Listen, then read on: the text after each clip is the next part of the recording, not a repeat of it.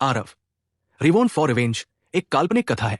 इस कहानी में प्रस्तुत सभी पात्र, घटनाएं और स्थान पूरी तरह से लेखक की कल्पना का परिणाम है, किसी भी वास्तविक घटना, व्यक्ति, जाति, संस्कृति या समाज से जुड़ी हुई नहीं है। इस कहानी का उद्देश्य केवल मनोरंजन और शिक्षा है। हम किसी भी प्रकार की धार्मिक, सांस्कृतिक या सामाजिक भावनाओं को ठेस पहुंचाने का उद्देश्य नहीं रखते हैं। यदि किसी श्रोता को इस कहानी में कोई अंश अनुचित या असंगत प्रतीत हो, तो कृपया इसे काल्पनिक और मनोरंजन के रूप में ले। इस कहानी का श्रेय पूरी तरह से लेखक को जाता है। कहानी प्रस्तुति में हमारा एक भी श्रेय नहीं है, हम बस कहानी को आवाज देते हैं। अब आगे। दुर्गादास की अभिव्यक्ति रुक गई और उन्होंने गंभीरता से कहा, स्तर पार करना सही प्रतिस्पर्धा नहीं है, बल्कि प्रतिस्पर्धा है मारे गए राक्षसी जानवरों की संख्या में। क्या माननीय दुर्गादास, तुम मजाक तो नहीं कर रहे हो, है ना?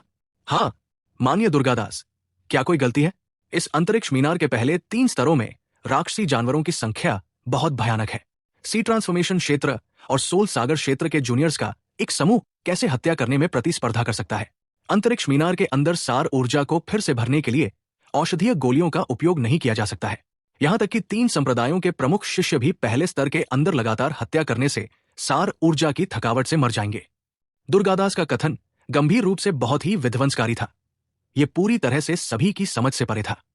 तीसरे स्तर की तो बात ही छोड़िए, पहले स्तर पर भी इन संप्रदाय के शिष्यों के लिए लंबे समय तक अंदर रहना असंभव था।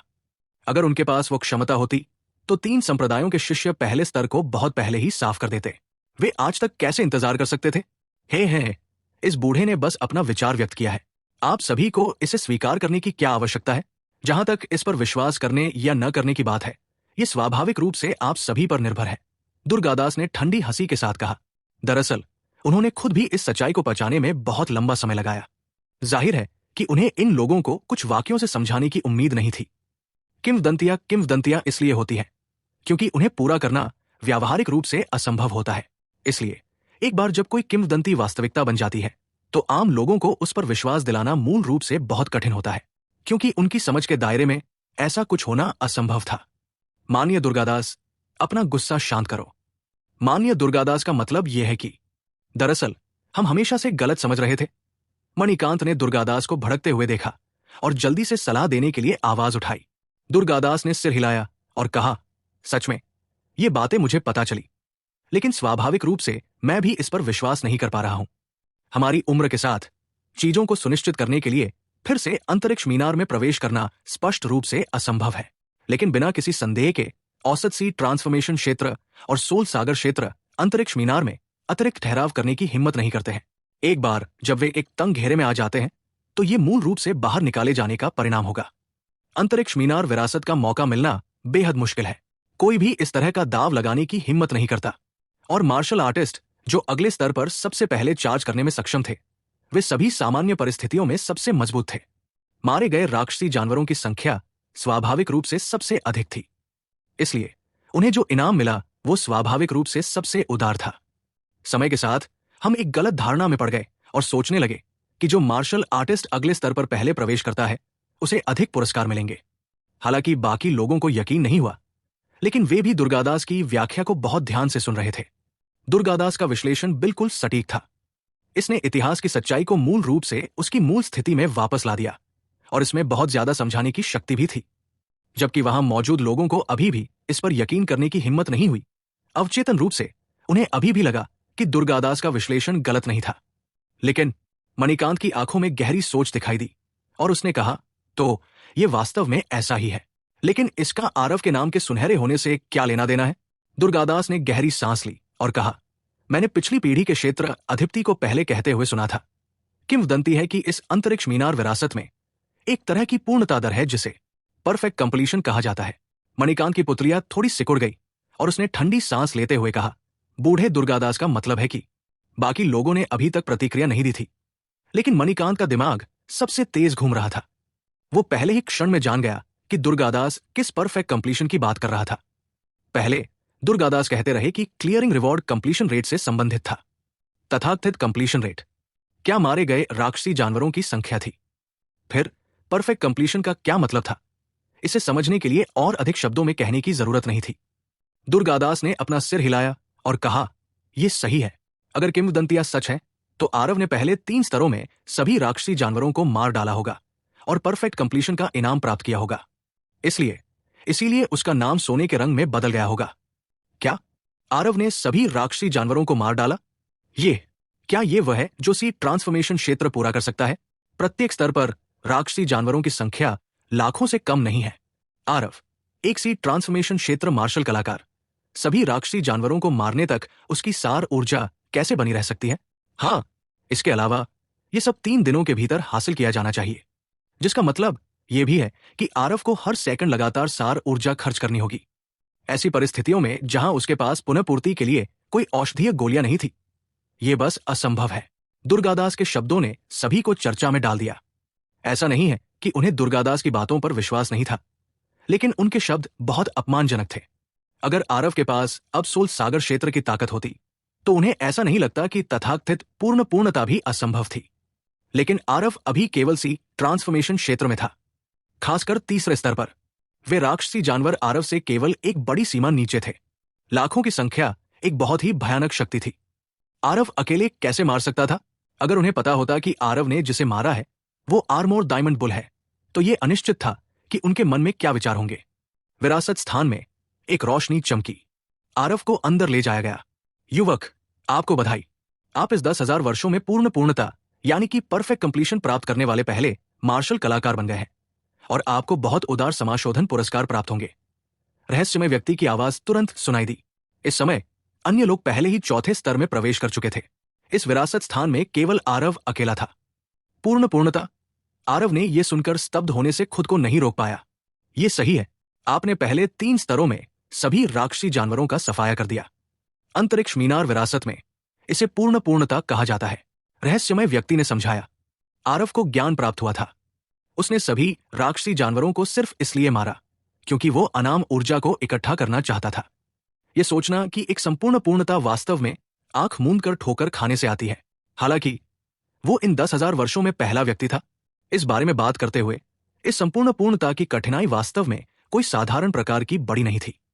विशेष रूप से तीसरा स्तर। वे आर्मोर डायमंड बुल केवल शक्तिशाली थे जब तक कि इसे विकृत नहीं कहा जा सकता था। यहां तक कि जब अश्विनी युवा था, तब भी वह इसे साफ करने में सक्षम नहीं हो सकता था। तो ऐसा ही है। क्या मैं सीनियर से पूछ सकता हूं, संपूर्ण पूर्णता का इनाम क्या है? ओह, साधना विधिया और औषधीय गोलियां। इसे भूल जाओ, आरव ने कहा। रहस्यमय व्यक्ति आरव के ऐसे अहंकारी और बेतहाशा अहंकारी रवैये से स्पष्ट रूप से स्तब्ध था। अन्य लोग लगातार 3 राउंड जीतने के बाद इन पुरस्कारों को देखकर उनमें से कौन कृतज्ञता से नहीं भर गया?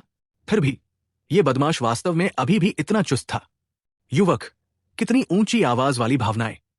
क्या तुम जानते हो कि इस अंतरिक्ष मीनार में साधना विधिया और औषधीय गोलियां किस तरह की स्वर्ग विरोधी वस्तुएं हैं? रहस्यमय व्यक्ति के शब्दों में क्रोध की झलक थी। वास्तव में रहस्यमय व्यक्ति ने वास्तव में आरव को बेहतर साधना विधिया और औषधीय गोलियां देने की योजना बनाई थी, लेकिन आरव के रवैये ने उसे बहुत नाराज कर दिया। हालांकि आरव ने उसकी नाराजगी पर कोई ध्यान नहीं दिया। उसने कहा, मुझे पता है, लेकिन मेरे पास वास्तव में साधना विधिया और औषधीय गोलियां नहीं है। इसलिए क्या इसे अन्य चीजों के लिए बदला जा सकता है? अगर वास्तव में नहीं है, तो औषधीय गोलियों को कुछ कीमती औषधीय जड़ी बूटियों से बदलना काम करेगा। क्या ऐसा है?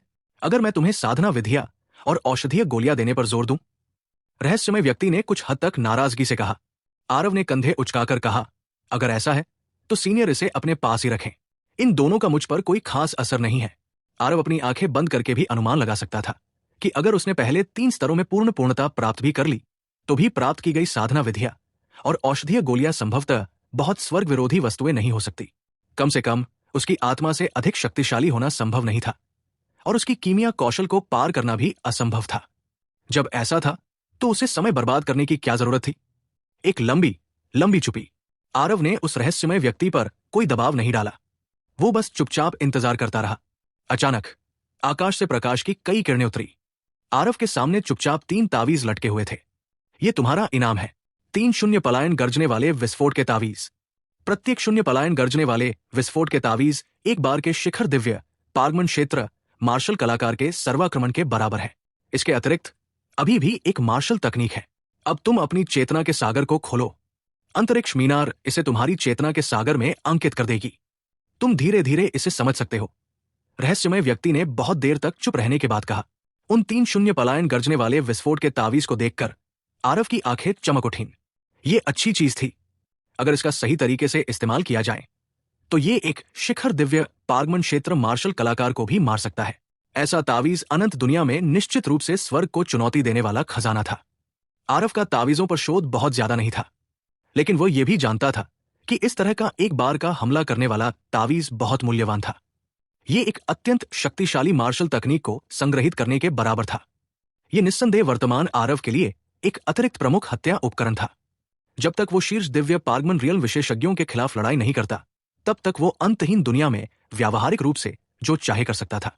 आरव विनम्र नहीं था। उसने 3 तावीजों को स्थानिक आत्मा कलाकृति में रख दिया। लेकिन आरव को और भी अधिक उत्सुक बनाने वाली बात यह मार्शल तकनीक थी। चेतना के समुद्र में इस तरह की विरासत विधि को अंकित करने के संबंध में आरव स्वाभाविक रूप से अनजान नहीं था। इस तरह की विधि के माध्यम से पारित की गई कोई भी और सभी चीजें, शक्ति सभी अत्यंत दुर्जेय थी। इसके अलावा वे अविश्वसनीय रूप से गूढ़ और समझने में कठिन थे। ऐसा इसलिए था क्योंकि इस तरह की मार्शल तकनीक को केवल समझा जा सकता था, लेकिन शब्दों में व्यक्त नहीं किया जा सकता था। इसे जेड स्लिप्स में अंकित करना असंभव था। अब आप विरासत प्राप्त करना शुरू कर सकते हैं। रहस्यमय व्यक्ति की आवाज धीमी होते ही आकाश से प्रकाश की एक धारा फूट पड़ी और सीधे आरव की चेतना के सागर में प्रवेश कर गई। आरव स्वाभाविक रूप से अपनी चेतना के सागर को पूरी तरह से खोलना नहीं चाहता था।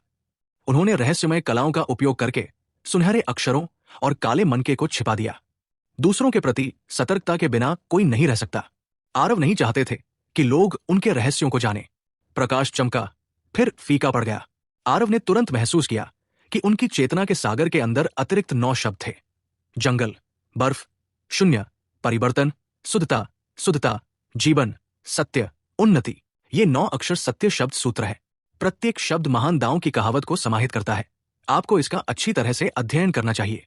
ये मार्शल तकनीक कोई धरती हिला देने वाली महान कौशल नहीं है, लेकिन ये मानव शरीर में चरम सीमा तक क्षमता विकसित कर सकती है। ये उससे बहुत दूर है जिसे सामान्य मार्शल तकनीकों के बराबर माना जा सकता है। रहस्यमय व्यक्ति चिंतित लग रहा था कि आरव को मामले के बारे में पता नहीं था, इसलिए उसने पूरी बात की। आरव का पूरा शरीर कांप उठा। वो अपने पिछले जन्म में अपनी पीढ़ी का एक कीमिया सम्राट था। स्वर्गीय दांव के बारे में उसकी समझ बहुत गहरी थी। वो कैसे नहीं बता सकता था कि इन 9 अक्षरों में महान दांव की कहावत समाहित है। अपने क्षितिज के साथ वो वास्तव में एक भी शब्द को पूरी तरह से समझने में असमर्थ था।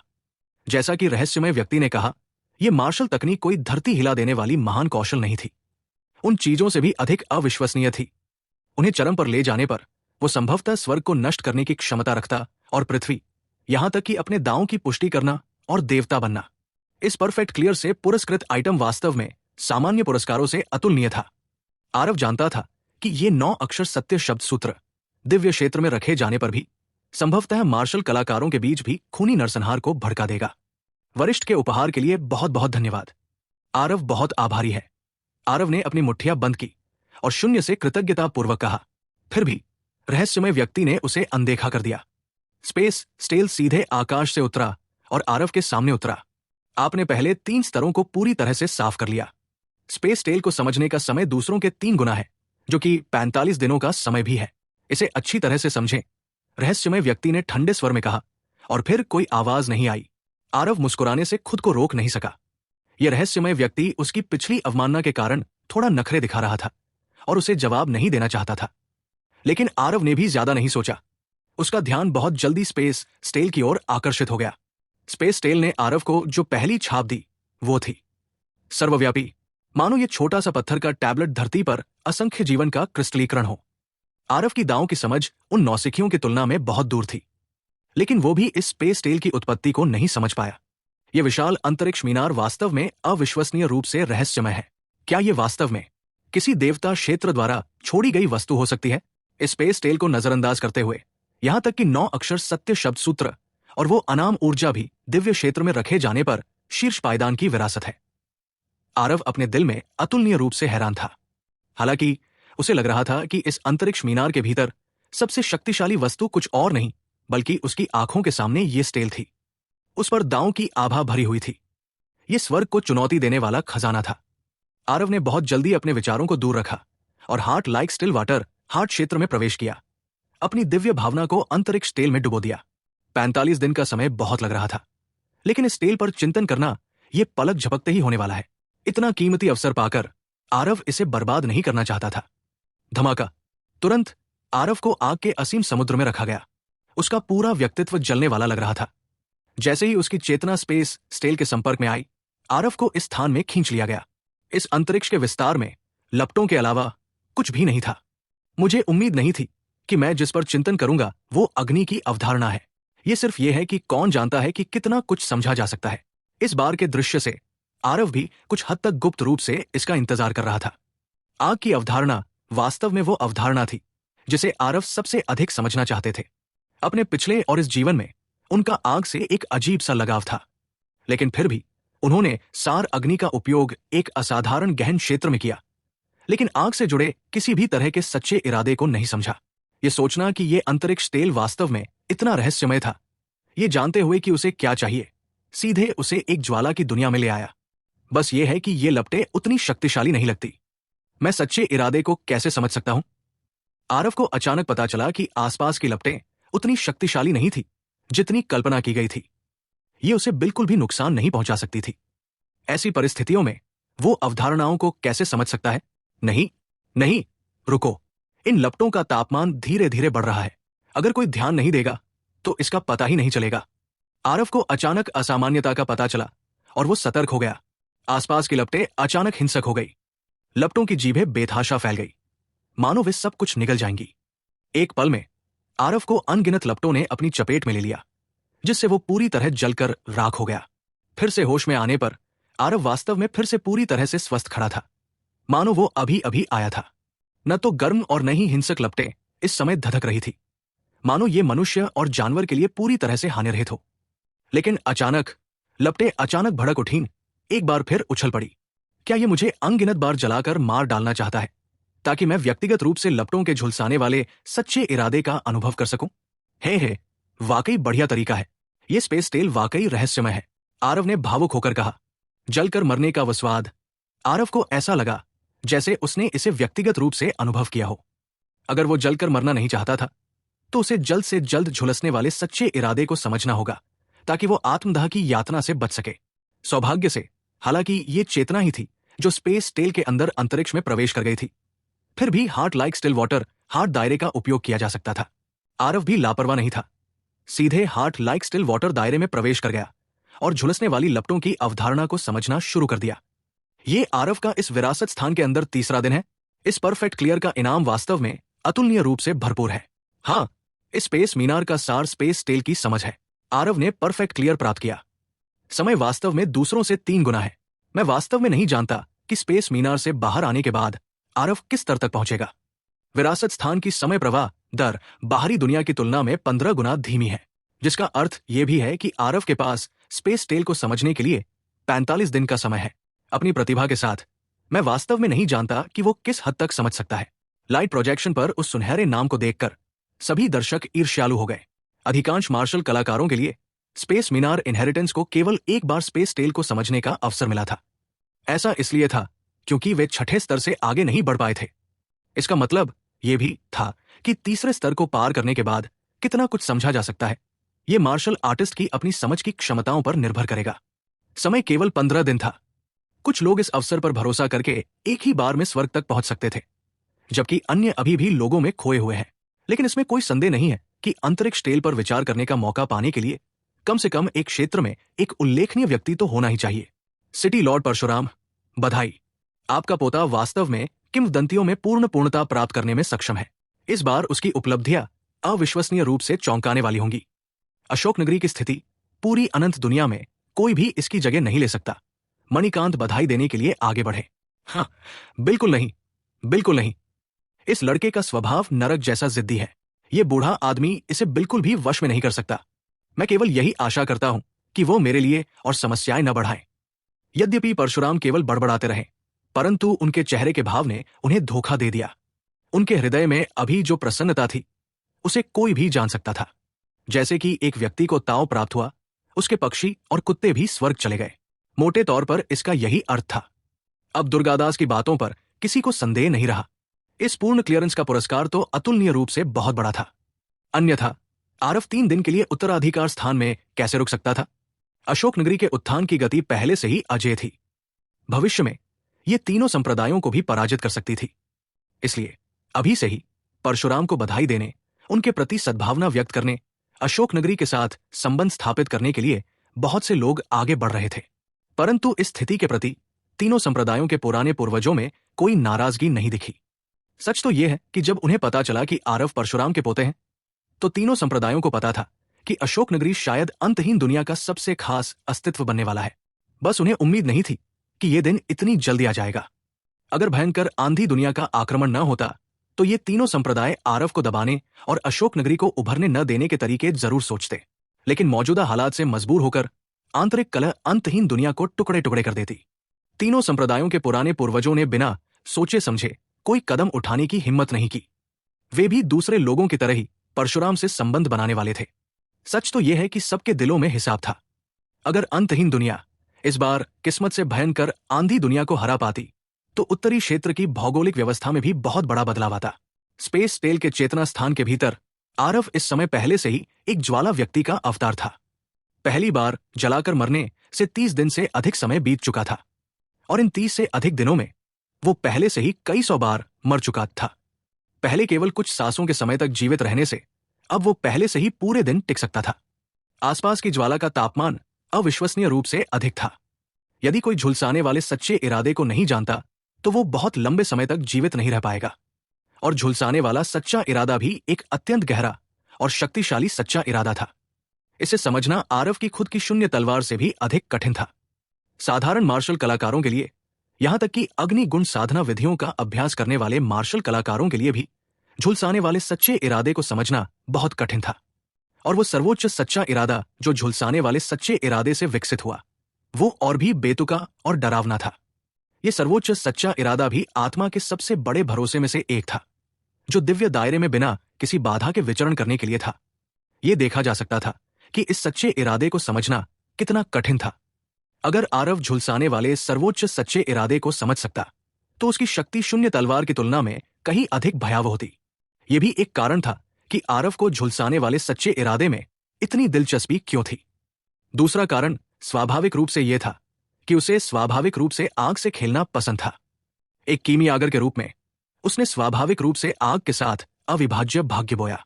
लेकिन एक कीमियागर का आग पर नियंत्रण और सच्चे इरादे को समझना दो पूरी तरह से अलग अवधारणाएं थी। आग को नियंत्रित करना सार आग का हेरफेर था। जब तक किसी के पास संगत मोहरे हों तब तक यह काम करेगा। लेकिन सच्चे इरादे को समझने के लिए आग के मूल स्रोत को समझना आवश्यक था। जो समझा गया वो अग्नि तत्व का महान दांव कहावत था। हालांकि आग पर नियंत्रण भी कीमियागरों के लिए एक अत्यंत गहन अध्ययन था। अवधारणाओं को समझने की तुलना में कठिनाई की डिग्री अभी भी थोड़ी कम थी। यदि ऐसा नहीं होता तो आरव ने भी अब तक स्कॉर्चिंग ट्रू इंटेंट को नहीं समझा होता। लेकिन स्पेस स्टेल के चेतना स्थान के भीतर आरव ने अंततः समझ के लिए महत्वपूर्ण मोड़ पाया। 30 दिनों से अधिक समय तक तपने के बाद आरव ने अंततः इसमें कुछ कौशल हासिल कर लिया। ऐसा लगता है कि ये अग्नि नियंत्रण और झुलसाने वाला सच्चा इरादा पूरी तरह से दो चरम सीमाएं हैं। अग्नि नियंत्रण की कला शरीर के भीतर सार ऊर्जा और सार अग्नि के साथ प्रतिध्वनि उत्पन्न करना है और वहां से सार ऊर्जा को अपने उपयोग के लिए चलाना है। जबकि झुलसाने वाला सच्चा इरादा सार ऊर्जा को अग्नि के सबसे मौलिक रूप में परिवर्तित करना है, असाधारण रूप से भयानक तापमान वाले प्रतिद्वंद्वी। कोई आश्चर्य नहीं कि मैं इस दौरान झुलसाने वाले सच्चे इरादे की प्रवेश सीमा नहीं पा सका। ऐसा लगता है कि यह कीमियागर का पेशा था जिसने मुझे गलत दिशा में ले जाया। अगर इस बार स्पेस स्टेल पर विचार न किया होता तो मुझे डर है कि मुझे अभी भी इस गलत क्षेत्र में लंबे समय तक भटकना पड़ता। लेकिन अब इसे देखते हुए 45 दिन पर्याप्त होने चाहिए, आरव ने भावनाओं के उतार चढ़ाव के साथ कहा। आरव का इतनी बार जलकर मरना स्वाभाविक रूप से व्यर्थ नहीं मरना था। धीरे धीरे उसने कुछ झुलसाने वाला सच्चा इरादा की तरकीबें भी सीखी और झुलसाने वाला सच्चा इरादा की अवधारणा को अनुकरण करने के लिए शरीर के भीतर सार ऊर्जा को संचालित करना शुरू कर दिया। आरव ने एक दयनीय चीख निकाली और एक बार फिर आग की लपटों में जलकर मर गया। बहुत जल्दी उसने फिर से नया जीवन प्राप्त किया और एक बार फिर इस असीम लपटों की तपिश को सहन किया। इतने दिनों तक आरव की समझ का मार्ग इतना सरल नहीं था। वो एक ऐसी पीड़ा से गुजरा जिसकी कल्पना आम आदमी नहीं कर सकता। भले ही इस आत्मदाह से वास्तव में मृत्यु नहीं होती, लेकिन उस तरह की पीड़ा लोगों को पागल बना देती है। समझने की ये विधि मार्शल आर्टिस्ट को अपने मांस और त्वचा के हर इंच से झुलसाने वाला सच्चा इरादा को स्पष्ट रूप से महसूस करने देने के लिए थी। उस तरह की पीड़ा को सहना और भी कठिन था। इसके अलावा इस तरह की पीड़ा और भी स्पष्ट होती गई और साथ ही आरव द्वारा समझी गई सच्ची मंशा भी अधिक गहन होती गई, क्योंकि जीवित रहने के समय के साथ साथ ये पीड़ा असीम रूप से बढ़ गई थी। यदि ये कोई सामान्य व्यक्ति होता तो वे इसे सहन करने में असमर्थ होते। वे स्वयं इस चेतना स्थान से बाहर निकल जाते। फिर भी आरव ने एक पल के लिए भी आराम नहीं किया। मृत्यु के बाद पुनर्जीवन की इस प्रक्रिया को दोहराया और जीने के बाद फिर से मर गया। सैकड़ों बार ऐसा हुआ। 45वें दिन आरव, जो आग की लपटों को जलने देने के लिए स्वतंत्र रूप से खड़ा था, आखिरकार कुछ हरकत में आया। उसने केवल उसे दोनों मुट्ठियों को कसकर बंद करते हुए, अपने शरीर को थोड़ा झुकाते हुए, फिर अचानक दोनों मुट्ठियों को बाहर निकालते हुए देखा, जैसे कि समुद्र की ओर जाने वाला बाढ़ का ड्रैगन। ज्वाला गति नरसंहार। आरव ने एक हल्की चीख मारी। अचानक पूरा चेतना स्थान कांप उठा। आग की लपटें, जो मूल रूप से पूरे चेतना स्थान को भरती थी, वास्तव में आरव के एक मुक्के से बिखर गई और शून्य में गायब हो गई।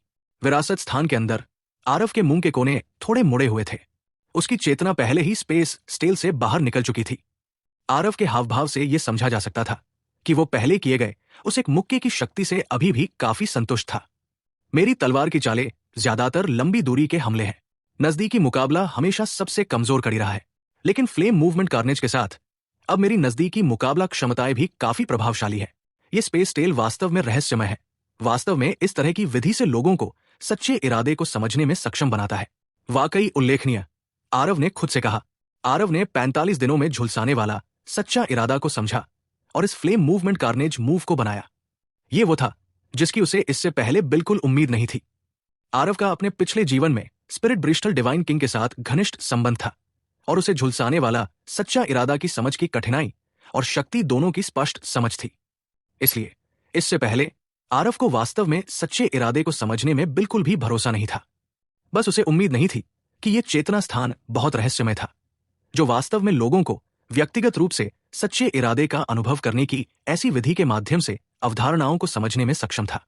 यह फ्लेम मूवमेंट कार्नेज एक मार्शल तकनीक थी जिसे आरव ने खुद बनाया था। उन्होंने अपनी खुद की शैली बनाई। शक्ति के मामले में यह चाल असंख्य तलवार बरसा के अलावा पहले से ही उसकी अन्य मार्शल तकनीकों से कमजोर नहीं थी। इसे सुनने पर कुछ खास प्रभावशाली नहीं लगा, लेकिन यह जानना जरूरी था कि यह चाल अभी भी झुलसाने वाला सच्चा इरादा के साथ जारी की गई चाल थी। एक बार जब आरव ने आगे की प्रगति की और झुलसाने वाला सर्वोच्च वो सच्चा इरादा को समझ लिया, तो उसकी चालों की शक्ति कितनी भयानक होगी। हालांकि ये चाल वायुग्नि हिंसक ज्वाला रूपांतरित ड्रैगन जितनी भयानक नहीं थी, लेकिन इसकी शक्ति को भी कम करके नहीं आंका जा सकता था। सबसे महत्वपूर्ण बात यह है कि इस चाल ने आरव की नजदीकी लड़ाई की कमजोरी को दूर किया, जिससे उसकी युद्ध क्षमताएं और भी व्यापक हो गई। फ्लेम मूवमेंट कार्नेज इस चाल को सार ऊर्जा को झुलसाने वाला सच्चा इरादा में परिवर्तित करके और मुट्ठी में संग्रहित करके निष्पादित किया गया था। एक बार जब यह दूसरे पक्ष पर उतरा, तो यह दूसरे पक्ष के शरीर में अत्यधिक झुलसाने वाली ऊर्जा डाल सकता था, जिससे वहां से जबरदस्त नुकसान हो सकता था। आरव की विचित्र और चुस्त चाल तकनीक के साथ इसे फ्लेम मूवमेंट कार्नेज के साथ जोड़ना बिल्कुल भी मुश्किल नहीं था।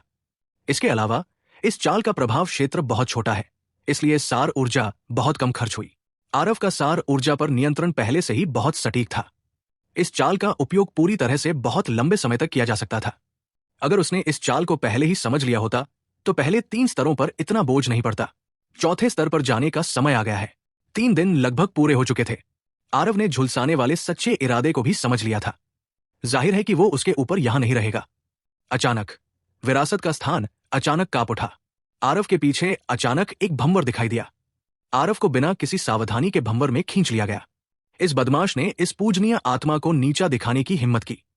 कुछ कष्ट सहने का अधिकार तुम्हें। इस समय एक अनाम स्थान के भीतर एक धुंधली काली छाया ने ठंडी सांस के साथ कहा। आवाज सुनकर वो रहस्यमय व्यक्ति के अलावा और कौन हो सकता था। लगता है कि वो अभी भी आरव के घमंडी रवैये से बहुत नाराज था। हालांकि इस लड़के ने वास्तव में इतने कम समय में ही झुलसाने वाला सच्चा इरादा को समझ लिया। वाकई कमाल की प्रतिभा। उसकी प्रतिभा मास्टर की प्रतिभा से किसी भी तरह कम नहीं है। रहस्यमय व्यक्ति ने फिर से खुद से कहा। रहस्यमय व्यक्ति को भी उम्मीद नहीं थी कि आरव ने वास्तव में झुलसाने वाला सच्चा इरादा को सीधे देखा होगा। शुरू में उसे अभी भी लगा कि आरव उसकी समझ से बहुत दूर पहुंच रहा है। आखिरकार इस झुलसाने वाला सच्चा इरादा को समझना मुश्किल था। यहां तक कि कुछ सामान्य सच्चे इरादों को समझने के लिए भी 10 साल से ज्यादा समय की जरूरत होती है। और ये मानक अभी भी भूबन, गणेश, उनके स्तर के प्रतिभाशाली लोगों पर लागू होता था। साधारण मार्शल आर्टिस्ट के लिए वे अपने पूरे जीवन में एक बहुत ही सरल सच्चे इरादे को भी नहीं समझ पाएंगे। साधारण लोगों के लिए सच्चा इरादा एक ऐसी ऊंचाई थी जिसे वे अपने पूरे जीवन में भी नहीं छू सकते थे। सच्चे इरादों के बीच झुलसाने वाला सच्चा इरादा एक अत्यंत उच्च स्तरीय अस्तित्व था। भले ही किसी की प्रतिभा चौंका देने वाली हो, लेकिन समझने का समय भी दशकों की इकाइयों में गिना जाता था। जब तक किसी की प्रतिभा रहस्यमय व्यक्ति के स्वामी की ऊंचाई तक स्वर्ग विरोधी न हो, अन्यथा ये निश्चित रूप से किसी की समझ से परे थी। भले ही रहस्यमय व्यक्ति पहले 3 दौर में आरव के प्रदर्शन से बहुत प्रसन्न था, फिर भी वो इस बारे में आशावादी नहीं था कि आरव 45 दिनों के भीतर झुलसा देने वाले सच्चे इरादे को पूरी तरह से समझ पाएगा। फिर भी आरव के प्रदर्शन ने उसे चौंका दिया और सदमे से स्तब्ध कर दिया। शुरुआत में ही आरव बहुत जल्दी आग की लपटों में जलकर मर गया। रहस्यमय व्यक्ति अभी भी चुपके से अपने दुर्भाग्य का आनंद ले रहा था, लेकिन कुछ दिनों बाद वो और नहीं हंस सका। आरव की सुधार गति बहुत तेज थी, कई सांसों से लेकर कई दर्जन सांसों तक, फिर 15 मिनट, 1 घंटा, 2 घंटे तक। आरव की सुधार गति व्यावहारिक रूप से लंबवत चढ़ गई। 1 दर्जन से अधिक दिनों के बाद रहस्यमय व्यक्ति पहले से ही अपने जबड़े को ढीला करके लकड़ी की तरह घूर रहा था। इस सुधार गति की दर से शायद आरव 45 दिनों के भीतर वास्तव में झुलसाने वाले सच्चे इरादे को समझ सकता था। जब आरव के फ्लेम मूवमेंट कार्नेज को अंजाम दिया गया तो रहस्यमय व्यक्ति लगभग उछल पड़ा। आरव ने वास्तव में ऐसा किया। उसने झुलसाने वाले सच्चे इरादे को पूरी तरह से समझ लिया। 45 दिनों के भीतर तुरंत मारे जाने से लेकर झुलसाने वाले सच्चे इरादे को पूरी तरह से समझने तक, इसके लिए कितनी शानदार प्रतिभा की आवश्यकता थी। इस दुनिया में ऐसा संकी कैसे हो सकता है? हे, ये बच्चा वाकई दिलचस्प है। मैंने तीसरे स्तर पर पहले ही उसके लिए थोड़ी कठिनाई बढ़ा दी थी। ये सोचना कि वो अभी भी पूरी तरह से समाप्त नहीं हुआ है। अब उसने पहले पुरस्कार के दौरान झुलसाने वाले सच्चे इरादे को भी पूरी तरह से समझ लिया है। वाकई उल्लेखनीय। ऐसा लगता है कि उसे वास्तव में साधना विधियों और औषधीय गोलियों की परवाह नहीं है। इस बच्चे की आत्मा शक्ति कमजोर नहीं है। क्या वो अभी भी एक कीमियागर हो सकता है? अगर ये सच है तो ये लड़का वास्तव में स्वर्ग विरोधी होगा। इस आदरणीय ने अनगिनत वर्षों तक यहां पहरा दिया है। आखिरकार मुझे एक दिलचस्प युवा मिला। इन अनगिनत वर्षों में यह पहली बार है कि मैं किसी युवा की इतनी प्रतीक्षा कर रहा हूं, रहस्यमय व्यक्ति ने खुद से कहा। आउच! आरव ने एक दयनीय चीख मारी और जमीन पर भारी होकर गिर पड़ा। यह आदमी वास्तव में बहुत बेकार है। मैं बस उसकी साधना विधियों और औषधीय गोलियों को नहीं चाहता था, और उसने वास्तव में मेरी सार ऊर्जा को रोक दिया, सीधे मुझे चौथे स्तर पर फेंक दिया। आरव ने अपने नितंबों को रगड़ा और खड़ा हो गया। तुरंत ही आरव ने अनुमान लगा लिया कि यह रहस्यमय व्यक्ति है जो चालें खेल रहा है, लेकिन यह गिरावट वास्तव में भारी थी। आरव के शरीर के साथ साथ वो दर्द से भी चिल्लाया। हालांकि चौथे स्तर में प्रवेश करने के बाद आरव की सार ऊर्जा पहले से ही ठीक हो गई थी। सार ऊर्जा को थोड़ा सा प्रसारित करने से दर्द तुरंत गायब हो गया। हाँ, 5वें स्तर का प्रवेश द्वार वास्तव में वही है। इस चौथे स्तर में क्या गड़बड़ है? वहां कुछ भी क्यों नहीं है? क्या ऐसा हो सकता है कि उस रहस्यमय व्यक्ति ने देखा कि ये युवा मास्टर अतुलनीय रूप से प्रतिभाशाली है और चौथा स्तर मुझे रोक नहीं सकता, इसलिए उसने सीधे मुझे 5वें स्तर में प्रवेश करने की गारंटी दी? आरव ने बहुत ही अहंकार से अनुमान लगाया। यह चौथा स्तर पहले 3 स्तरों से बहुत अलग था। इसे एक नजर में देखा जा सकता था। 5वें स्तर का प्रवेश द्वार बहुत दूर नहीं था। आरव कुछ छलांग लगाकर पार जा सकता था। इसके अलावा इस चौथे स्तर का लेआउट पहले से अलग था। यह एक भ्रमपूर्ण स्थान लग रहा था। आसपास कुछ भी नहीं था। कौन परवाह करता है? बात करने से पहले पहले आगे बढ़ो। जैसा कि उसने कहा, आरव ने अपने कदम खोले और सीधे 5वें स्तर के प्रवेश द्वार की ओर चल दिया। फिर भी वो अभी बहुत दूर नहीं चला था जब अचानक कई दर्जन प्रेत आकाश से उतरे और आरव को केंद्र में घेर लिया। भ्रामक आत्माओं को मारने वाली सरणी, अभी सक्रिय हो जाओ, प्रेतों में से एक ने धीरे से कहा। उन प्रेतों को देखकर आरव गंभीर हो गए। भ्रामक आत्मा शरीर, यह सुनकर अधेड़ उम्र का व्यक्ति भी दंग रह गया और उसने आश्चर्य से कहा, युवक, तुम वास्तव में भ्रमकारी आत्मा शरीर के बारे में जानते हो। वास्तव में तुम्हारे पास कुछ ज्ञान और अनुभव है। कोई आश्चर्य नहीं कि तुम पहले 3 स्तरों को पूरी तरह से पार कर सके। तथाकथित भ्रमकारी आत्मा शरीर को दिव्य आत्मा आध्यात्मिक शरीर को एक अत्यंत विशेष विधि से परिष्कृत करके लगभग अमर, अविनाशी अवस्था में बनाया गया था। इस तरह के भ्रमकारी आत्मा शरीर से उलझना बहुत कठिन था, क्योंकि उन्हें मारना बहुत मुश्किल था। यहां तक कि उन्हें नष्ट करने पर भी वे बहुत जल्दी अपने मूल स्वरूप को पुनः प्राप्त कर सकते थे। जब तक मार्शल कलाकार का क्षेत्र भ्रमकारी आत्मा शरीर से बहुत ऊंचा न हो और उन्हें पूरी तरह से नष्ट करने के लिए एक शक्तिशाली रहस्यमय क्षमता का उपयोग न किया जाए, तब तक कोई उन्हें मार नहीं सकता था। आरव ने पहले से ही दिव्य आत्मा पर बहुत गहन शोध किया था और एक नजर में ही समझ लिया था कि ये लोग मायावी आत्मा शरीर थे। ओह सीनियर, वास्तव में आपके पास अपनी चेतना है। इस अधेड़ उम्र के व्यक्ति को वास्तव में उससे बात करते हुए सुनकर आरव भी दंग रह गया। जहां तक उसे पता था, मायावी आत्मा शरीरों की चेतना आमतौर पर दूसरों द्वारा मिटा दी जाती थी, जो एक निर्मम हत्या मशीन बन जाती थी। फिर भी उसके सामने इन लोगों की बुद्धिमान आंखें थी। स्पष्ट रूप से उनके पास अपनी चेतना थी। इसने अनजाने में आरव को बहुत आश्चर्यचकित कर दिया। लगता है कि आप काफी कुछ जानते हैं। शांत रहें, हम अपनी इच्छा से मायावी आत्मा शरीर बनने के लिए परिष्कृत किए गए थे और साथ ही साथ अपनी चेतना को संरक्षित भी कर रहे थे, अधेड़ उम्र के व्यक्ति ने कहा। अपनी इच्छा से? आरव आश्चर्यचकित हुए बिना नहीं रह सका। एक मायावी आत्मा शरीर को परिष्कृत करने की प्रक्रिया अत्यधिक कष्टदायक थी। यहां तक कि दिव्य आत्मा के शरीर के लिए भी वो पीड़ा लोगों को तब तक अभिभूत कर सकती थी जब तक कि वे मृत्यु की कामना न कर लें। इसके अलावा एक मायावी आत्मा शरीर को परिष्कृत करने के लिए किसी को अपने सामने दूसरे व्यक्ति को मारना चाहिए और शुद्धिकरण के लिए आत्मा को निकालना चाहिए। यह विधि असाधारण रूप से क्रूर थी। ठीक इसी वजह से इस तरह की विधि को दिव्य क्षेत्र में निषिद्ध कला के रूप में वर्गीकृत किया गया था। एक बार जब यह पता चला कि किसी ने मायावी आत्मा शरीर को परिष्कृत किया है, तो उन पर एक साथ हमला किया जाएगा। उसकी आंखों के सामने ये मायावी आत्मा शरीर वास्तव में अपनी स्वतंत्र इच्छा से परिष्कृत किए गए थे। इसने वास्तव में आरव को आश्चर्यचकित कर दिया। ये सही है, जब हम अभी भी जीवित थे तब हमें अंतरिक्ष मीनार के मालिक की महान कृपा प्राप्त हुई, लेकिन एक दुर्घटना के कारण हम सभी गिर गए। अंतरिक्ष मीनार के मालिक ने आखिरी क्षण में इसे बनाया और विरोधी को मार डाला। इस तरह हम अपनी आत्माओं के नष्ट होने के परिणाम से बच गए। अधेड़ उम्र का आदमी बहुत ही उत्साही लग रहा था और उसने आरव से बातचीत भी की। आरव को यह सुनने के बाद ही एहसास हुआ, लेकिन उसने फिर से संदेह से कहा, अंतरिक्ष मीनार के मालिक के पास अगर तुम लोगों को पुनर्जीवित करने का साधन नहीं भी है, तो भी तुम लोगों को पुनर्जीवित करने के लिए कुछ शवों को ढूंढना संभव होना चाहिए, है ना? अधेड़ उम्र का आदमी हंसा और बोला, जरूर, बस हम तैयार नहीं थे, बस इतना ही। उस समय अंतरिक्ष मीनार के मालिक ने हमें दो विकल्प दिए थे। एक था कि हम कब्जा करके पुनर्जीवित हो जाएं, दूसरा था कि हम इस अंतरिक्ष मीनार की संरक्षक आत्माएं बन जाएं। हम में से कुछ लोगों ने इस पर चर्चा की और आखिरकार संरक्षक आत्माएं बनने का फैसला किया। आरव ने थोड़ा सिर हिलाया। चूंकि ये लोग इच्छुक थे, तो स्वाभाविक रूप से वो दूसरों के मामलों में भी उंगली नहीं डालना चाहता था। वरिष्ठ, ये अंतरिक्ष मीनार का मालिक किस तरह का व्यक्ति है? आरव अपने दिल में उलझन को रोक नहीं सका और उसने पूछा, मैं इस बारे में बात नहीं कर सकता। अगर तुम्हारा इस अंतरिक्ष मीनार से कोई रिश्ता है, तो तुम भविष्य में स्वाभाविक रूप से जान जाओगे, अधेड़ उम्र के व्यक्ति ने कहा।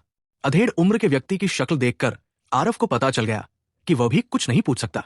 उसने अपने हाथ जोड़े और कहा, तो फिर आगे बढ़ो सीनियर। अधेड़ उम्र के व्यक्ति ने आरव की तरफ देखा और मुस्कुराते हुए कहा, भले ही मैं तुम्हें इस नटखट को, जो देखने में काफी अच्छा लग रहा है, पालूं, हम अपने मुक्के नहीं रोकेंगे। सीनियर, बस कार्रवाई करने के लिए स्वतंत्र महसूस करो। आरव को जरा भी परवाह नहीं थी। उसकी आंखों के सामने ये मायावी आत्मा शरीर स्पष्ट रूप से सिर्फ सी ट्रांसफॉर्मेशन क्षेत्र की ताकत नहीं थे, लेकिन उन्होंने बिना किसी अपवाद के मध्य चरण सी ट्रांसफॉर्मेशन में अपने क्षेत्रों को दबा दिया जो आरव के क्षेत्र से मेल खाते थे। व्यू की शक्ति मुक्त हो गई और आरव को लगा कि स्वर्ग और पृथ्वी को ढकने वाला दबाव आ रहा है। आरव के ज्ञान और अनुभव से वो स्वाभाविक रूप से समझ सकता था कि ये भ्रमकारी आत्मा शरीर व्यू रचना का एक समूह बनाते हैं। इसके अलावा ये व्यू रचना आरव ने वास्तव में पहले कभी नहीं देखी थी, लेकिन अपने दिमाग का उपयोग करके सोचने पर वो भी ये अनुमान लगा सकता था कि इस व्यू रचना की शक्ति असाधारण होने वाली थी। युवक, ये ले लो। एक ठंडी रोशनी चमकी। तलवार की रोशनी की अनगिनत धारियां आरव की ओर झपटी। इस हमले के साथ आरव को पता चल गया कि इस दौर की कठिनाई पहले 3 स्तरों की तुलना में थोड़ी सी अधिक बढ़ गई है। भले ही ये संख्या में बहुत कम था, लेकिन गुणवत्ता के मामले में ये एक स्तर से अधिक मजबूत था। हालांकि पहले 3 स्तर चुनौतीपूर्ण थे, लेकिन ये केवल राक्षसी जानवरों की संख्या के मामले में था। छोटे पैमाने पर सरत और भुवन इन लोगों को रोकने का कोई तरीका नहीं था, लेकिन इस चौथे दौर में गठन से बाहर निकलने की इच्छा कुछ क्षमताओं के बिना शायद कोई इसे पार नहीं कर सकता था। हालांकि आरव का वर्तमान लक्ष्य सिर्फ इसे पार करना नहीं था, बल्कि ये पूरी तरह से सरणी संरचना को तोड़ना था, यहां तक कि इन सभी भ्रामक आत्मा निकायों को मारना भी था। पूर्ण सफाई के लाभों का स्वाद चखने के बाद आरव स्वाभाविक रूप से सिर्फ राउंड को साफ करने में सफल होने के लिए तैयार नहीं था। चौथा, पांचवां और छठा स्तर, ये 3 स्तर वो उन्हें भी पूरी तरह से साफ करना चाहता था। स्पेस टेल का आकर्षण वाकई बहुत बढ़िया था। हे, अभी अभी फ्लेम मूवमेंट कार्नेज को समझा। इस बार इसे आजमाने के लिए बिल्कुल सही मौका। आरव हल्के से हंसा। उसका फिगर तुरंत अजीब हो गया। धमाका, धमाका, धमाका। आरव ने लगातार 3 घूंसे मारे। तलवार की सभी परछाइयां सीधे तितर बितर हो गई। झूलसाने वाला सच्चा इरादा, बढ़िया लड़का, मध्यम आयु वर्ग के व्यक्ति का झटका किसी भी तरह से छोटा नहीं था। मध्य चरण के सी ट्रांसफॉर्मेशन को मारने वाली उनकी ये सरणी संरचना चींटी को मौत के घाट उतारने से अलग नहीं थी। लेकिन अब ये वास्तव में आरव के सामने एक प्रभावी हमला नहीं कर सकता था। आरव ने केवल फ्लेम मूवमेंट कार्नेज पर भरोसा किया और वास्तव में उन सभी को पूरी तरह से दबा दिया। इसने अनजाने में मध्यम आयु वर्ग के व्यक्ति को बहुत दुखी महसूस कराया। इस चौथे स्तर का मिशन उन्हें चुनौती देने वाले के समान स्तर पर अपनी सीमाओं को दबाने के लिए मजबूर करना था। वे बस उस ताकत को उजागर करने में असमर्थ थे जो उनके पास होनी चाहिए। शुरू में उनके मार्शल पाथ साधना और सरणी संरचना के इस सेट के साथ एक ही क्षेत्र में विरोधियों को दबाना बस खेलने जैसा था। लेकिन वो कभी उम्मीद नहीं कर सकता था कि आरव की असली लड़ाकू ताकत उसके अपने क्षेत्र से कहीं आगे निकल गई। इसके अलावा फ्लेम मूवमेंट कार्नेज ये चाल बेहद शक्तिशाली थी। ये एक ही क्षेत्र में उन लोगों के सामने बेजोड़ थी। यदि उनके पास मार्शल पथ का भरपूर अनुभव न होता तो अभी अभी किया गया प्रहार आरव को सीधे ही सरणी संरचना को तोड़ने देता। मध्यम आयु वर्ग के व्यक्ति की दृश्य क्षमता से वो स्पष्ट रूप से बता सकता था कि अपनी वर्तमान शक्ति के साथ वे आरव को अगले स्तर में प्रवेश करने से रोकने में असमर्थ थे। ठीक इसी समय मध्यम आयु वर्ग के व्यक्ति के कान में एक आवाज सुनाई दी, ध्यानदीप, सी ट्रांसफॉर्मेशन क्षेत्र के अंतिम चरण की दायरे को ऊपर उठाओ। ध्यानदीप की आंखें चमक उठीं और उसके चेहरे पर एक प्रसन्नता भरी नजर दिखाई दी। यह आवाज किसी और की नहीं बल्कि ठीक उसी रहस्यमय व्यक्ति की थी। ठीक है, बहुत स्पष्ट रूप से दूसरों को भी यही आदेश मिला।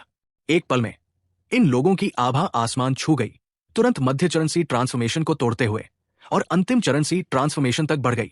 जब आरव ने यह दृश्य देखा तो वो तिरस्कारपूर्वक कहने से खुद को नहीं रोक पाया, वरिष्ठ, क्या आप सभी पास की रखवाली करते समय भी ऐसे ही रह सकते हैं? क्या यह बहुत बेशर्मी नहीं है? ध्यानदीप ने ठहाका लगाया और कहा, युवक, इसके लिए हमें दोषी नहीं ठहराया जा सकता। दोष देना है तो खुद को दोषी ठहराओ कि तुम बहुत राक्षसी हो। चलो, आरव ने मुस्कुराते हुए कहा, वरिष्ठ बहुत सोच रहे हैं। क्या आपको लगता है कि अंतिम चरण सी ट्रांसफॉर्मेशन में आगे बढ़कर आप मुझे फॉर्मेशन को तोड़ने से रोक सकते हैं? क्या आप तैयार हैं? मैं आ रहा हूं। ध्यानदीप की मुस्कान अचानक उसके चेहरे पर जम गई। जल्दी करो, हमलों को मिलाओ और इस लड़के को मार डालो। आरव के इस वार में जबरदस्त ताकत थी। एक मुक्के की ताकत ने वास्तव में उसे भी कुछ हद तक सहरन महसूस कराई। सिर्फ एक मुक्का ने ध्यानदीप की अध्यक्षता वाली भव्य व्यूहरचना को टुकड़े टुकड़े कर दिया। उस मुट्ठी की ताकत बहुत ज्यादा शक्तिशाली थी। पहले जब आरव का सामना व्यू रचना से होता था तो वो पहले उन्हें तोड़ने के बारे में सोचता था, लेकिन इस बार उसने ऐसा नहीं किया। फ्लेम मूवमेंट कार्नेज की ताकत को परखने के लिए उसने इस तरह से एक घूंसा मारा। ये घूंसा बिना किसी दिखावटीपन के सीधे ध्यानदीप से टकराया। नतीजा ये हुआ कि आरव की पूरी जीत हुई। ये जानना जरूरी था कि ध्यानदीप के पीछे व्यू रचना का समर्थन था। आरव का सामना अकेले उससे नहीं बल्कि पूरे व्यू रचना से हुआ। फिर भी इस घूंसे ने सभी को उड़ा दिया। अपमान करने के लिए माफी चाहता हूं, सीनियर। ये आरव राउंड को पूरी तरह से क्लियर करना चाहता है और उसके पास आप सभी को मारने के अलावा कोई विकल्प नहीं है। जैसे ही उसने कहा, आरव का फिगर हिल गया और एक बार फिर ध्यानदीप की ओर घूंसा मारा गया। ठीक है बेटा, मैं अगले स्तर पर तुम्हारा इंतजार करूंगा। इस समय भव्य व्यू रचना पूरी तरह से नहीं बन पा रही थी। देर से चरण के समुद्र परिवर्तन ध्यानदीप को आरव का सामना करने पर केवल अपनी आंखें बंद करने और मृत्यु की प्रतीक्षा करने का मौका मिला। ठीक है, चलो 5वें स्तर पर मिलते हैं, आरव ने मौखिक रूप से कहा। लेकिन उसका हमला बिल्कुल भी लापरवाह नहीं था। उसने सीधे ध्यानदीप को एक मुक्का मारकर अवशेष में उड़ा दिया। अन्य लोगों के संबंध में आरव ने भी ऐसा ही किया, उन्हें एक एक करके निपटा दिया। व्यू रचना की संयुक्त शक्ति के साथ ये अंतिम चरण सी ट्रांसफॉर्मेशन क्षेत्र के भ्रमकारी आत्माएं आरव के लिए कोई खतरा पैदा नहीं कर सकती थी। आरव द्वारा इन भ्रमकारी आत्माओं को मार दिए जाने के बाद वे फिर से प्रकट नहीं हुई। चूंकि ध्यानदीप ने अगले स्तर पर फिर से मिलने के लिए कहा था, इसलिए यह स्वाभाविक रूप से दिखा कि अगला स्तर और भी कठिन होगा और वो फिर से प्रकट होगा। आरव ने भी संकोच नहीं किया और सीधे मार्ग से 5वें स्तर में प्रवेश किया। जल्दी से देखो, आरव 5वें स्तर पर पहुंच गया। ये इतनी जल्दी क्यों है? हिस। उसने पहले 3 स्तरों को पार करने से पहले 3 दिन बिताए, लेकिन इस चौथे स्तर पर उसने वास्तव में 15 मिनट भी नहीं लगाए। क्या यह बहुत ज्यादा नहीं है? अभी 5वें स्तर पर वे चारों भूबन, गणेश, निहारिका और शरद ही थे। वे काफी दिनों तक चौथे स्तर पर रहे। आरव वास्तव में तुरंत ही पार हो गया। आरव का नाम चौथे स्तर पर बहुत कम समय के लिए रुका और फिर सीधे 5वें स्तर पर दिखाई दिया। इससे सभी को बहुत बड़ा झटका लगा। आरव के चौथे स्तर को पार करने में सक्षम होने के बारे में इन लोगों को पहले से ही, बहुत पहले से कोई आपत्ति नहीं थी, लेकिन कोई भी नहीं। क्या उम्मीद की जा सकती थी कि आरव की साफ करने की गति वास्तव में इतनी तेज होगी? ये लड़का फिर से क्या खेल रहा है? परशुराम ने कुछ उलझन में कहा। अगर मेरा अनुमान सही है तो आरव ने विरासत के क्षेत्र में काफी लाभ कमाया होगा और उसकी ताकत में बहुत बड़ा सुधार हुआ होगा, इसलिए उसकी क्लियरिंग स्पीड इतनी तेज है, दुर्गादास ने कहा। मुझे भी ऐसा ही लगता है, लेकिन क्या यह लड़का अब राउंड को पूरी तरह से क्लियर नहीं करना चाहता? परशुराम ने कहा। पूर्ण सफाई इतना आसान कैसे हो सकता है? चौथे लेवल के बाद कठिनाई लगातार बढ़ती जाएगी। राउंड को पूरी तरह से क्लियर करना व्यावहारिक रूप से असंभव है। आरव के पिछले प्रदर्शन को देखते हुए पहले 3 लेवल में परफेक्ट तरीके से क्लियर करना शायद बहुत कठिन था, अन्यथा वो हर बार सही समय सीमा पर पास नहीं हो पाता। अब वो निश्चित रूप से जानता है कि वो पूर्ण तरीके से क्लियर करने में असमर्थ है, इसीलिए वो सीधे आक्रमण करना पसंद करेगा, दुर्गादास ने कहा। परशुराम ने अपना सिर हिलाया और इस धारणा को भी स्वीकार किया। यह सच था कि आरव प्रभावशाली था, लेकिन उसे फिर से 3 और दौर पूरी तरह से पार करने देना यह लगभग असंभव था। इस चौथे दौर को पार किए हुए करीब 100 साल हो चुके थे। कठिनाई का स्तर कल्पना की जा सकती है। भले ही आरव की ताकत दूसरों से कहीं ज्यादा हो, अगर वो पहले की तरह फिर से दौर पूरी तरह से पार करना चाहता था तो संभावना बहुत ज्यादा नहीं थी। और सच में इस दौर को पार करना इतना आसान नहीं था। अगर आरव ने पहले 3 स्तरों और विरासत के स्थान में जबरदस्त फसल नहीं बटोरी होगी तो उसके लिए इस दौर को इतनी आसानी से पार करना भी असंभव था। शायद उसे अनगिनत तलवार बरसा का इस्तेमाल करना पड़ता, लेकिन अनगिनत तलवार बरसा पर आरव के वर्तमान नियंत्रण के साथ, जब तक कि वो नामहीन सार का उपयोग न करे, अन्यथा ध्यानदीप उसे कौशल निष्पादित करने का समय नहीं देगा। 5वें स्तर पर प्रवेश क्षेत्र में रोशनी चमकी। आरव की आकृति दिखाई दी। कुछ ही दूरी पर 3 लोग भूतिया पीले भावों के साथ व्यू रचना के भीतर शरद को देख रहे थे।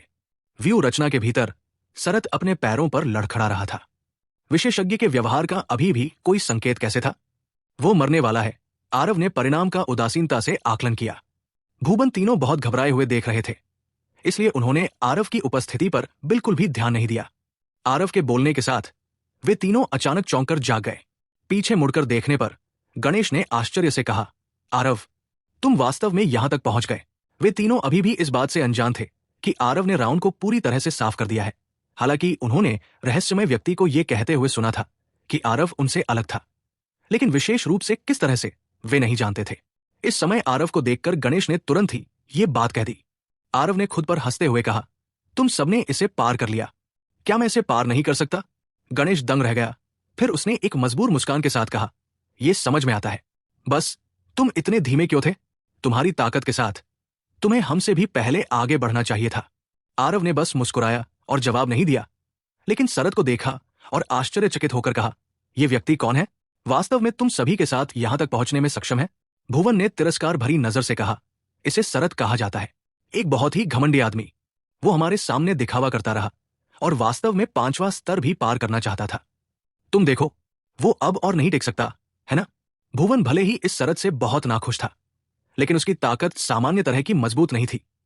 चौथे स्तर के दौरान शरद ने आखिरकार अपनी असली ताकत का खुलासा किया और वो फिर से 5वें स्तर पर हमला करने वाला पहला व्यक्ति बना। और शरद की लड़ाई ने आखिरकार भूबन तिकड़ी को एहसास कराया कि इस लड़के की ताकत वास्तव में उनसे ज्यादा थी। अब शरद ने इस सरणी संरचना के अंदर 1 दिन और रात पहले ही लड़ाई लड़ चुकी है। अब तक 5वें स्तर पर टिके रहने में सक्षम होने के लिए यह देखा जा सकता था कि इस शरद की ताकत असामान्य थी। हाँ, अभी कितने दिन हुए हैं? आप वास्तव में पहले से ही चौथे स्तर के सी ट्रांसफॉर्मेशन, लगभग 5वें स्तर के सी ट्रांसफॉर्मेशन में? भूबन ने विस्मय में कहा। हालांकि वास्तविकता में कुछ ही दिन बीते थे। आरव पहले से ही विरासत स्थान के अंदर 45 दिनों तक रहा था। संचय की इस अवधि का अनुभव करते हुए आरव 5वें स्तर किसी ट्रांसफॉर्मेशन से केवल एक कदम दूर था। मैंने पिछले कुछ स्तरों में कुछ लाभ प्राप्त किया था, इसलिए मैं भाग्यशाली था कि मैं आगे बढ़ पाया। अब शरत लगभग टिक नहीं सकता। अधिकतम 5 चालों में वो निश्चित रूप से मर चुका है, आरव ने उदासीनता से कहा। इस तरह आरव द्वारा नेतृत्व किए जा रहे 3 लोगों ने अनजाने में शरत की ओर देखा। 5 चालों के बीत जाने के बाद शरत को वास्तव में लापरवाही के एक पल में तलवार से वार किया गया। उसके बाद वो बहुत जल्दी तलवारों की बौछार से मारा गया। इसके बाद शरत का शरीर ऐसे ही गायब हो गया और उसे अंतरिक्ष मीनार से बाहर ले जाया गया। ठीक है, तुम लोग पहले आए, मैं तुम लोगों से छीनाझपटी नहीं करूंगा। तुम सब थोड़ी देर चर्चा करो कि कौन पहले जाता है, आरव ने धीमे स्वर में कहा। भूबन, निहारिका और गणेश ने एक दूसरे को देखा। दोनों को थोड़ा डर लग रहा था। ये लोग बहुत शक्तिशाली थे। उन्होंने शरत से अधिक शक्तिशाली होने का कोई दिखावा नहीं किया और बस इसे पार नहीं कर पाए। निहारिका समेत सभी ने आरव की बातें सुनकर कोई हरकत नहीं की। आरव ने एक नजर डाली और मुस्कुराते हुए कहा, चूंकि आप सभी इतनी विनम्रता से मना कर रहे हैं तो मैं विनम्र नहीं रहूंगा। अपनी बात खत्म करके आरव उछला और सीधे व्यू रचना में कदम रखा। शरत को ऐसे ही बाहर ले जाया गया, लेकिन उसे बिल्कुल भी निराशा महसूस नहीं हुई। इस बार अंतरिक्ष मीनार की यात्रा के दौरान उसे लगा कि उसने अपने लक्ष्य को पूरी तरह से पूरा कर लिया है और निश्चित रूप से तीनों संप्रदायों को अपनी ओर आकर्षित करेगा। इस बार वो निश्चित रूप से तीनों संप्रदायों का ध्यान आकर्षित करेगा और एक बेहद लोकप्रिय व्यक्ति बन जाएगा। फिर भी जब वो अंतरिक्ष मीनार के मुख्य द्वार पर पहुंचा तो उसने पाया कि वहां एक भी व्यक्ति उसकी ओर ध्यान नहीं दे रहा था। हर कोई प्रकाश स्क्रीन को घूर रहा था, जैसे कि वे उस पर बचे हुए कुछ नामों से अंदर क्या हो रहा है इसका अंदाजा लगा सकते थे। अजीब, मैं पहले ही बाहर आ चुका हूं। वे अभी भी क्या देख रहे हैं? चाहे उन 3 संप्रदायों के प्रमुख शिष्य कितने भी प्रभावशाली क्यों न हो, वे 5वें स्तर पर भी मुझसे ज्यादा समय तक नहीं टिक पाएंगे। शरत ने हैरानी से अपने आप से सोचा। अंतरिक्ष मीनार बहुत उत्सुक था, उसे बाहर ले जाया जा रहा था। सभी को पहले से ही इसके बारे में पता होना चाहिए था, लेकिन एक भी व्यक्ति उस पर ध्यान क्यों नहीं दे रहा था?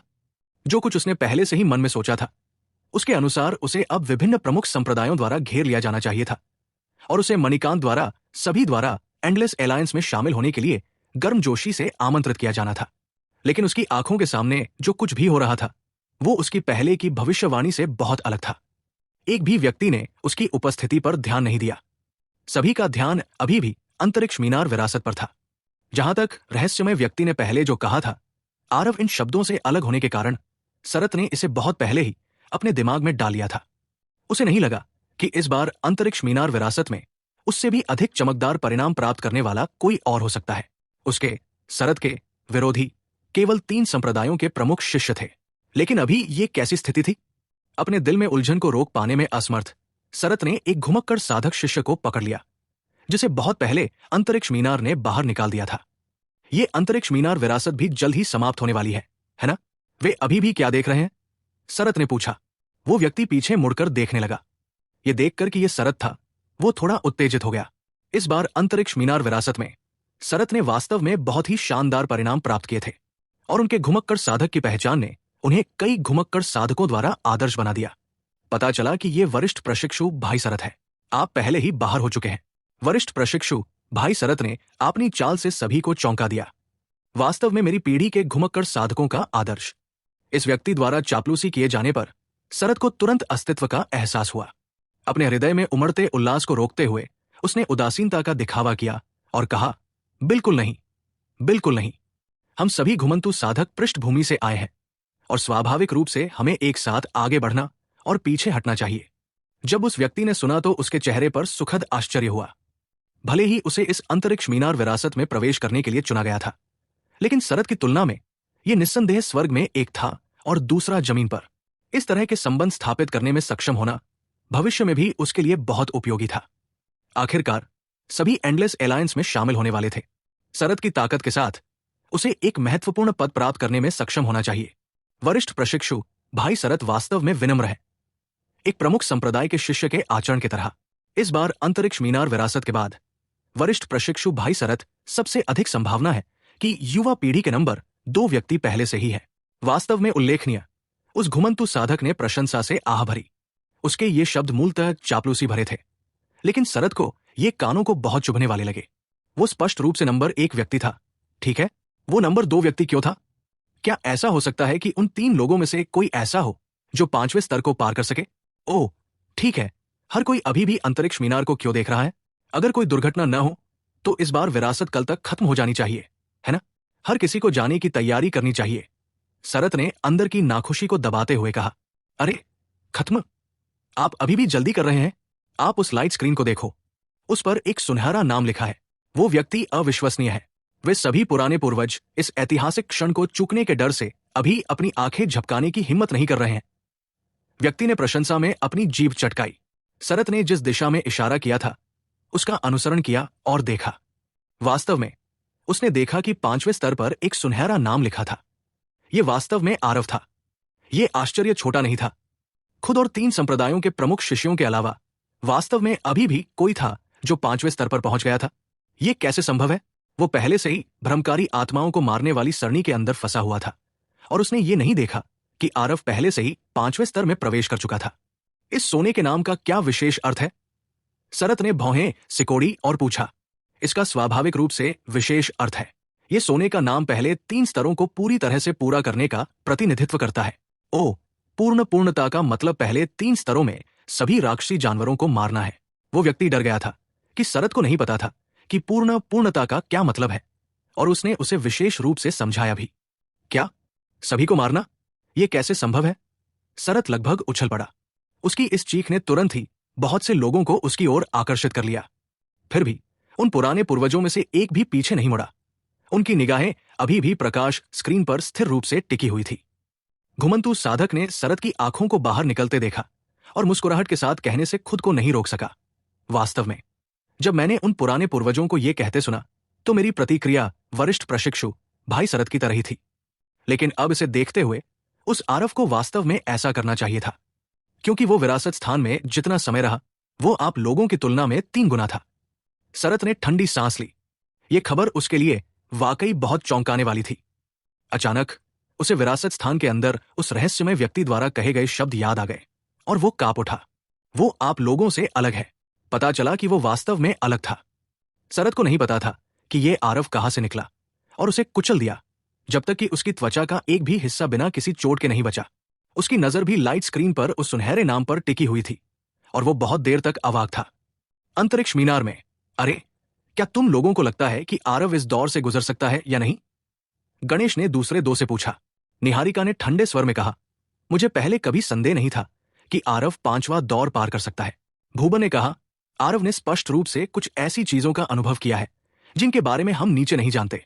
अन्यथा उसका क्षेत्र इतनी तेजी से कैसे बढ़ सकता है? जब वो पहले स्तर के सी ट्रांसफॉर्मेशन में था तो उसने पहले ही एक सोल सागर क्षेत्र विशेषज्ञ को मार डाला था। अब जब वो चौथे स्तर के सी ट्रांसफॉर्मेशन में पहुंच गया है तो उसकी ताकत का अंदाजा लगाना वाकई मुश्किल है। हाँ, ये अजीब है। क्या ये आत्मा शरीर प्रवेश करने वाले मार्शल कलाकार के स्तर के अनुसार मेल नहीं खाते? गणेश ने अचानक कहा। यह सुनकर दोनों लोगों के चेहरे के भाव बदल गए और उन्हें यह भी पता चल गया कि क्या गड़बड़ है। पहले जब इन मायावी आत्माओं ने शरत को मारा था तब वे प्रथम स्तर की सोल सागर सीमा पर थे। अब जब आरव ने व्यू रचना में प्रवेश किया तो उन्होंने वास्तव में अपनी सीमा को दबाया नहीं, बल्कि प्रथम स्तर के सोल सागर क्षेत्र को बनाए रखा। हिस, क्या यह हो सकता है कि ये मायावी शरीर आरव के साथ सोल सागर क्षेत्र की ताकत से युद्ध करना चाहते हैं? क्या ये बहुत ज्यादा बदमाशी नहीं है? भूबन ने आश्चर्य में कहा। निहारिका की भौहें थोड़ी सिकुड़ गई और बोली, ऐसा लगता है इन आत्माओं के शरीरों ने आरव की ताकत के बारे में जो निर्णय लिया है उसने उसे पहले ही सोल सागर क्षेत्र के समान श्रेणी में रख दिया है। तीनों लोगों ने एक साथ ठंडी सांस ली। इस 5वें स्तर पर ये मायावी आत्माएं अवधारणाएं और मार्शल तकनीकें चौथे स्तर की तुलना में बहुत अधिक मजबूत थी। ऐसी परिस्थितियों में वे वास्तव में आरव से निपटने के लिए सोल सागर क्षेत्र की ताकत का उपयोग करने जा रहे थे। ये बस बहुत ज्यादा थी। यह भी कहना था कि इस दौर को पार करने में आरव की कठिनाई उनकी तुलना में कई गुना अधिक थी। क्या आरव वास्तव में इस दौर को पार कर सकता है? युवक, चौथे स्तर पर हमारी ताकत उसी सीमा का केवल 30% थी, लेकिन अब हमारे पास अपने मूल शरीर की 70% ताकत है। आपको सावधान रहना होगा, मुख्य मायावी आत्मा ध्यानदीप ने कहा। ध्यानदीप ने जिस 70% शक्ति की बात की थी वो स्वाभाविक रूप से उसकी साधना का संदर्भ नहीं था, बल्कि उसी क्षेत्र में अवधारणा शक्ति का संदर्भ था, जिसका यह भी मतलब था कि मूल रूप से ध्यानदीप ने अवधारणाओं को 100% समझा था, लेकिन चौथे स्तर पर उसने इन अवधारणाओं का केवल 30% ही इस्तेमाल किया। यहां तक कि 30% भी उन मार्शल कलाकारों के विशाल बहुमत से अधिक शक्तिशाली था जो स्तरों को चुनौती देने आए थे। 70% शक्ति के साथ भले ही ये केवल प्रथम स्तर का सोल सागर था, ये वो नहीं था जिसका सरद जैसे मार्शल कलाकार विरोध कर सकते थे। अकेले ही छोड़ दें कि एक ही सीमा पर अभी भी कई मार्शल कलाकार एक सरणी गठन के साथ जुड़ रहे थे। सरद और भूबन वे सभी इस 5वें स्तर को पार करने के लिए कई कठिनाइयों का सामना करेंगे। वरिष्ठ को विनम्र होने की आवश्यकता नहीं है, बस इसे लाओ। आरव ने अपनी आभा को पूरी तरह से छोड़ दिया। आसपास के वातावरण में हल्की सी लाल चमक घूम रही थी, लेकिन घनीभूत हो गई और फैल नहीं रही थी। यह वास्तव में बाहर दिख रहे झुलसाने वाला सच्ची मनसा का संकेत था। यह दृश्य देखकर ध्यानदीप के चेहरे पर थोड़ी आशंका थी। उसने कहा, सार ऊर्जा झुलसाने वाला सच्ची मनसा में परिवर्तित हो रही है। वास्तव में संघनित होने और नष्ट न होने में सक्षम होने के लिए ऐसा लगता है कि सार ऊर्जा पर आपका नियंत्रण पहले से ही एक अत्यंत गहन सीमा तक पहुंच चुका है, यहां तक कि मेरा मूल शरीर भी आपके स्तर को प्राप्त करने में असमर्थ है। युवा, आपने वास्तव में हमें बहुत सारे आश्चर्य दिए हैं। आरव ने मुस्कुराते हुए कहा, बस एक विशेषज्ञ के सामने अपनी थोड़ी सी कुशलता का प्रदर्शन कर रहा हूं। वरिष्ठ की ताकत मेरी ताकत से बहुत अधिक होनी चाहिए। यदि नियमों का पालन न किया जाए तो मुझे मारना शायद बस एक पल की बात है। ध्यानदीप ने अपने हाथ हिलाए और कहा, यह अलग बात है, मैं आपसे अधिक शक्तिशाली हूं। यह केवल दायरे के संदर्भ में है। आपकी अवधारणाओं की समझ और सार ऊर्जा पर नियंत्रण मुझसे कहीं अधिक मजबूत है। मैं वास्तव में कल्पना भी नहीं कर सकता कि आप केवल 17 वर्ष के हैं। हु सीनियर बहुत दयालु है। आरव आगे बढ़ रहा है। चलो। आरव की मुट्ठी की गति अचानक से फूट पड़ी। उसका पूरा शरीर एक उन्मत्त अवस्था में पहुंच गया। ऐसा कहा जा सकता है कि प्रत्येक मुट्ठी मांस पर जमी हुई थी, इन मायावी आत्माओं द्वारा बनाई गई सरणी संरचना को दबाते हुए। ये मायावी आत्माएं सभी प्रथम स्तर की सोल सागर सीमा में थे। आरव एक चौथे स्तर का सी ट्रांसफॉर्मेशन वास्तव में इतने सारे लोगों को दबाता था। ये दृश्य देखकर बगल में खड़े 3 लोग अवाक रह गए। उन्होंने कभी नहीं सोचा होगा कि लगभग 10 दिन या उससे भी कम समय तक एक दूसरे से नहीं मिलने पर आरव वास्तव में पहले से ही इस स्तर तक दुर्जय था। मैंने शुरू में सोचा था कि इस स्पेस मीनार में मैंने खुद काफी लाभ कमाया है और मुझे आरव के बीच की दूरी को थोड़ा कम करना चाहिए था। कभी उम्मीद नहीं की थी कि हमारे बीच की दूरी और भी बढ़ती जा रही है। भूबन ने कड़वी मुस्कान के साथ कहा, वह उसकी मुट्ठी कलाओं के इस सेट में झुलसाने वाला सच्ची मनसा लगता है। हे भगवान, इस स्तर का सच्चा इरादा। आरव ने वास्तव में इसे पूरी तरह से समझ लिया है। गणेश के जबड़े सदमे से लगभग खुले रह गए। निहारिका की अभिव्यक्ति गंभीर थी क्योंकि उसने सिर हिलाते हुए कहा, यह वास्तव में झुलसाने वाला सच्ची मनसा है। इतनी दूर होने के कारण मेरे शरीर के भीतर सार ऊर्जा वास्तव में असुविधा महसूस करती है। आरव की वर्तमान ताकत वास्तव में बहुत भयानक है।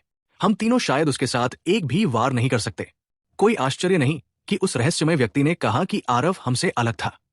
ऐसा लगता है कि पहले कुछ दौर में उसकी फसल हमारी कल्पना से कहीं ज्यादा थी। भूबन ने कहा, हंसी की बात यह है कि मुझे अभी भी लगता था कि आरव पहले भी लड़खड़ाकर गिर गया था। अब इस बारे में सोचने पर वो लंबे समय से हमारे बराबर नहीं था।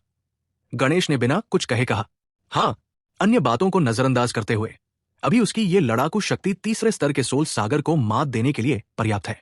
सीमा लांघकर उसके स्तर तक लड़ना भी एक आश्चर्य माना जाता है। भूबन ने असहाय होकर कहा, ऊपर आरव एक निर्जन क्षेत्र में प्रवेश करने के समान था। जहां भी उसकी मुट्ठियां गुजरती वे मायावी आत्माएं बचने के लिए शोर मचाती, लेकिन कोई यह बता सकता था कि लोगों के इस समूह के सहयोग में बहुत मौन समझ थी। इसके अलावा उनके पास लड़ने का बहुत प्रचुर अनुभव था। ध्यानदीप के मार्गदर्शन में वे आरव से बिल्कुल भी सीधे नहीं टकराए। अपनी वर्तमान शक्ति के साथ उनके पास आरव पर दबाव डालने का कोई तरीका नहीं था। वे केवल आर्य के साथ धैर्यपूर्वक समय को खींच सकते थे, अवसर की तलाश में। और आरव के हमलों का प्राथमिक लक्ष्य ध्यानदीप था। वो इस समूह का मूल था, जो पूरे समूह के सहयोग का मार्गदर्शन करता था और एक मध्यस्थ के रूप में कार्य करता था, जो अत्यधिक महत्वपूर्ण था। लेकिन ध्यानदीप बहुत चतुर था। वो पूरे समय समूह में छिपा रहा और सीधे संपर्क में नहीं आया आरव के साथ। आरव की मुट्ठियां हमेशा व्यू रचना की संयुक्त शक्ति द्वारा अवरुद्ध रहती थी। यह नहीं कहा जा सकता कि यह व्यू रचना बहुत मजबूत नहीं थी। प्रथम स्तर के सोल सागर के एक समूह ने मिलकर काम किया, जिसमें लगभग तीसरे स्तर के सोल सागर की ताकत थी। लेकिन फिर भी वे अभी भी आरव द्वारा दबंगई से दबाए गए थे। आरव अचानक मुस्कुराए और बोले, वरिष्ठ, क्या आपको लगता है कि एक पल के लिए छिपने से आप अभी भी जीवन भर के लिए छिप सकते हैं। ध्यानदीप व्यू रचना के भीतर छिपा हुआ था और उसने स्पष्ट आवाज में पुकारा, अगर तुम्हें क्षमता है तो मुझे बाहर खींचो। हाँ, वरिष्ठ, ध्यान से देखो। बात खत्म करते ही आरव की आकृति अचानक बाहर निकल गई, लेकिन ध्यानदीप की ओर नहीं भागी। बांग, एक और मायावी आत्मा को बाहर उड़ा दिया गया, लेकिन उसकी स्थिति को तुरंत लोगों ने ढक लिया। वो मायावी आत्मा ठीक थी और बहुत जल्दी फिर से व्यू रचना में वापस आ गई। ये व्यू रचना का दुर्जेय पहलू था। हो युवक, ये बेकार है। ध्यानदीप ने यह दृश्य देखकर हंसते हुए कहा। क्या ऐसा है? आरव ने हल्की मुस्कान दी। उसका शरीर हिल गया, लेकिन वो दूसरे व्यक्ति की ओर दौड़ा। धमाका, वो व्यक्ति भी बाहर उड़ रहा था। धमाका, बांग बांग। कुछ समय के लिए लोग बिना रुके बाहर उड़ रहे थे। शुरू में ध्यानदीप ने अभी भी इसे गंभीरता से नहीं लिया, लेकिन बहुत जल्द उसे कुछ गड़बड़ का पता चला। पूरा सरणी गठन सुस्ती का एहसास कर रहा था और पहले की तरह सुचारू रूप से काम नहीं कर रहा था। लेकिन जब तक वो होश में आया तब तक बहुत देर हो चुकी थी। आरव उसे अवसर कैसे दे सकता था? ध्यानदीप की आंखें धुंधली हो गई। आरव वास्तव में भगवान जाने कब से उसके सामने प्रकट हो गया। हे, माफी चाहता हूं सीनियर, चलो अगले स्तर पर फिर मिलते हैं। धमाका। आरव ने अपने मुक्कों को जरा भी नहीं रोका। उसने सार ऊर्जा को पूरी तरह से अपनी मुट्ठी में इकट्ठा किया, फिर एक मुक्के से ध्यानदीप को नष्ट कर दिया। केवल युद्ध शक्ति के मामले में इन मायावी आत्माओं में से कोई भी आरव का मुकाबला नहीं कर सकता था। जब तक आरव ने पकड़ बनाए रखी, कमजोरी के कारण उन्हें मारना कोई मुश्किल काम नहीं था। इस सरणी गठन का मूल ध्यानदीप के स्थान पर था। सबसे कमजोर कड़ी यही भी थी। भले ही आरव ने इस सरणी गठन को पहले कभी नहीं देखा था, लेकिन उसके गठन पथ की उपलब्धियां असाधारण रूप से उच्च थी। उन पिछली लड़ाइयों में आरव बिना सिर वाली मक्खी की तरह अंधाधुंध हमला नहीं कर रहा था, बल्कि वो वास्तव में इस सरणी गठन को तोड़ने की विधि को महसूस कर रहा था। लेकिन दुख की बात है कि ध्यानदीप को कैसे पता चल सकता था? आरव की युद्ध शक्ति न केवल आश्चर्यजनक थी, बल्कि वो नवे स्तर के गठन पथ विशेषज्ञ भी थे। हालांकि सरणी गठन का ये सेट गहरा था। जब तक आरव ने कड़ी मेहनत की ध्यानदीप को दोष मिल गया तो वो उसे कैसे छिपा सकता था? उसने केवल इस सरणी निर्माण के सेट का अभ्यास किया ताकि वो इसमें पारंगत हो जाए, लेकिन वो सरणी निर्माण के सिद्धांत को समझ नहीं पाया जब तक वे आरव को बहुत जल्दी खत्म नहीं कर देते। अन्यथा अंतिम परिणाम केवल आरव द्वारा संरचना को तोड़ना और फिर उनमें से प्रत्येक को एक एक करके परास्त करना ही हो सकता था। एक बार जब ध्यानदीप मर गया तो पूरी सरणी संरचना स्पष्ट रूप से एक भी प्रहार का सामना करने के लिए बहुत कमजोर हो जाएगी। आरव ने भी ऐसा ही किया। इन भ्रामक आत्माओं को एक एक करके मार डाला और बहुत जल्दी 5वें स्तर को पूरी तरह से साफ कर दिया। भूबन और अन्य लोग बहुत पहले से ही चौड़ी आंखों से घूर रहे थे और उनके जबड़े ढीले थे। ये किस तरह की तरीका थी?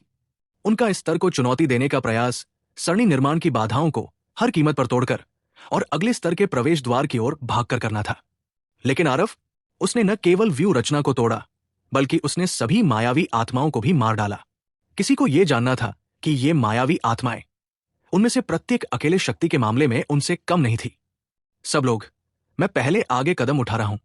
आरव ने भुवन तिकड़ी का अभिवादन किया और सीधे 6ठे स्तर में प्रवेश किया। भूबन और अन्य ने एक दूसरे को देखा और पहले से ही समझ नहीं पा रहे थे कि उन्हें क्या कहना चाहिए।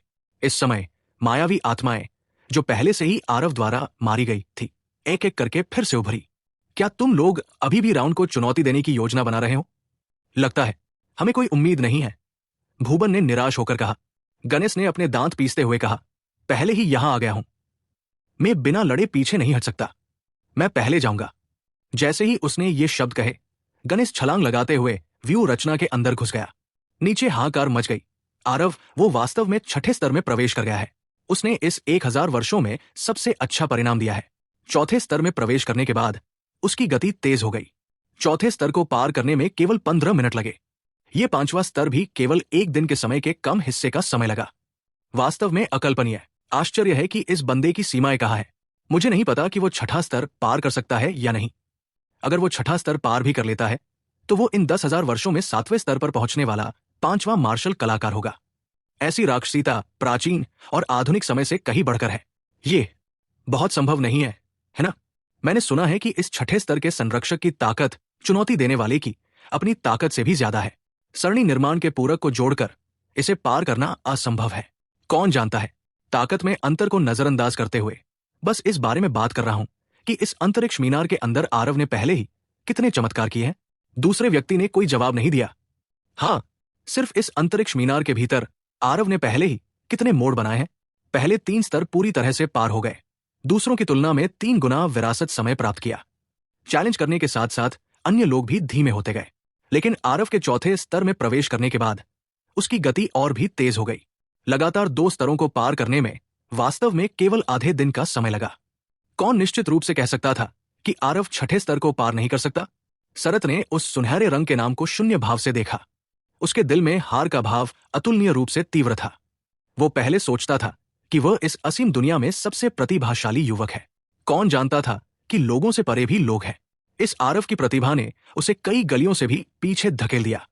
हास्यास्पद बात यह थी कि वो अभी भी अपने पहले के असाधारण होने पर गर्व करता था, और उसने उस रहस्यमय व्यक्ति की बातों को भी नजरअंदाज कर दिया। इस अंतरिक्ष मीनार में आरव का प्रदर्शन उसके प्रदर्शन से कहीं ज्यादा शानदार था। तीसरे स्तर की तो बात ही छोड़िए, पहले स्तर में भी शरत ने सभी राक्षसी जानवरों को मारने के लिए पीछे रहने की हिम्मत नहीं की, और इस समय आरव द्वारा आगे बढ़ाया गया प्रत्येक कदम उसके आत्मसम्मान को रौंद रहा था। जल्द ही यह कुचला जाने वाला था। छठे स्तर पर ध्यानदीप पहले से ही पूरी तरह से युद्ध के स्वरूप में प्रतीक्षा कर रहा था। युवक, तुम्हारा नाम क्या है? इस आत्मा का नाम ध्यानदीप है। तुम मुझे बस बड़े भाई ध्यानदीप कहो, मैं ठीक हूं। यह पहली बार था जब ध्यानदीप ने आरव को अपना नाम बताया। इन 10,000 वर्षों में उसने पहले बहुत कम लोगों से बात की थी, लेकिन आरव ही वो व्यक्ति था जिससे उसने सबसे ज्यादा बात की। जूनियर आरव ने बड़े भाई ध्यानदीप को देखा है। आरव ने अपना नाम बताया। ध्यानदीप ने सिर हिलाया और कहा, आरव, तुम बहुत प्रतिभाशाली हो। इस छठे स्तर पर किसी के भी प्रवेश किए हुए 1000 साल हो चुके हैं। भले ही ये 10,000 साल हो, लेकिन बहुत से लोग छठे स्तर पर भी घुस नहीं सकते। इसके अलावा इन पहले 5 स्तरों को पूरी तरह से पार करना सिर्फ तुम्हें ही है। ओह, लेकिन पहले कोई 8वें स्तर तक पहुंच गया था, है ना? क्या ऐसा हो सकता है कि वो पूरी तरह से पास नहीं हुआ? आरव ने उत्सुकता से पूछा। सिबांस नामक वो व्यक्ति अश्विन से भी आगे चला गया। तार्किक रूप से कहें तो वो एक विश्व हिलाने वाला व्यक्ति होना चाहिए। ऐसे प्रतिभाशाली व्यक्ति के पास तार्किक रूप से प्रत्येक स्तर को पूरी तरह से पूरा करने की संभावना होनी चाहिए। लेकिन ध्यानदीप ने अपना सिर हिलाया और कहा, उसने वास्तव में पहले 4 स्तरों में पूर्णता प्राप्त की, लेकिन वो 5वें स्तर पर सफलता से चूक गया।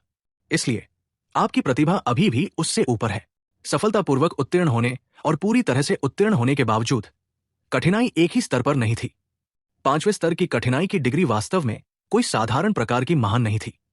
अगर आरव को कई सच्चे इरादों की समझ नहीं थी, तो इस दौर को पूरी तरह से साफ करना शायद उतना आसान नहीं था। आरव ने अपना सिर हिलाया, लेकिन उसने एक मजबूर मुस्कान के साथ कहा, लेकिन बड़े भाई ध्यानदीप, क्या ये कुछ हद तक आप लोगों के लिए चौथे स्तर के सोल सागर क्षेत्र की ताकत के साथ इस स्तर की ताकत देखना ज्यादा नहीं है? ध्यानदीप ने यह सुनकर जोर से हंसते हुए कहा, आपकी असली युद्ध शक्ति को दायरे का उपयोग करके बिल्कुल भी नहीं मापा जा सकता है। अंतरिक्ष मीनार द्वारा स्थापित बाधाओं का उपयोग मार्शल कलाकार की क्षमता का परीक्षण करने के लिए किया जाता है। आप 5वें स्तर पर पूरी तरह से राउंड को साफ करने और हमारे पहले स्तर के सोल सागर डोपेल गैंगर्स को मारने में सक्षम है। आपकी युद्ध शक्ति की ताकत इस प्रकार स्पष्ट है। इसके अलावा मुझे लगता है कि जब आप 5वें स्तर पर थे तो आपने पूरी ताकत नहीं लगाई थी। आरव ने असहाय होकर कहा, ठीक है, थोड़ी देर में बड़े भाई ध्यानदीप को नरमी दिखानी होगी। हे, नरमी नहीं दिखाई जा सकती। आप जितने मजबूत होने, हम उतना ही कमजोर नहीं होंगे। इस बार हम आपकी अवधारणाओं की 100% ताकत को उजागर करने जा रहे हैं। ध्यानदीप ने हंसते हुए कहा, तस्कत्सका, कितने निर्दयी।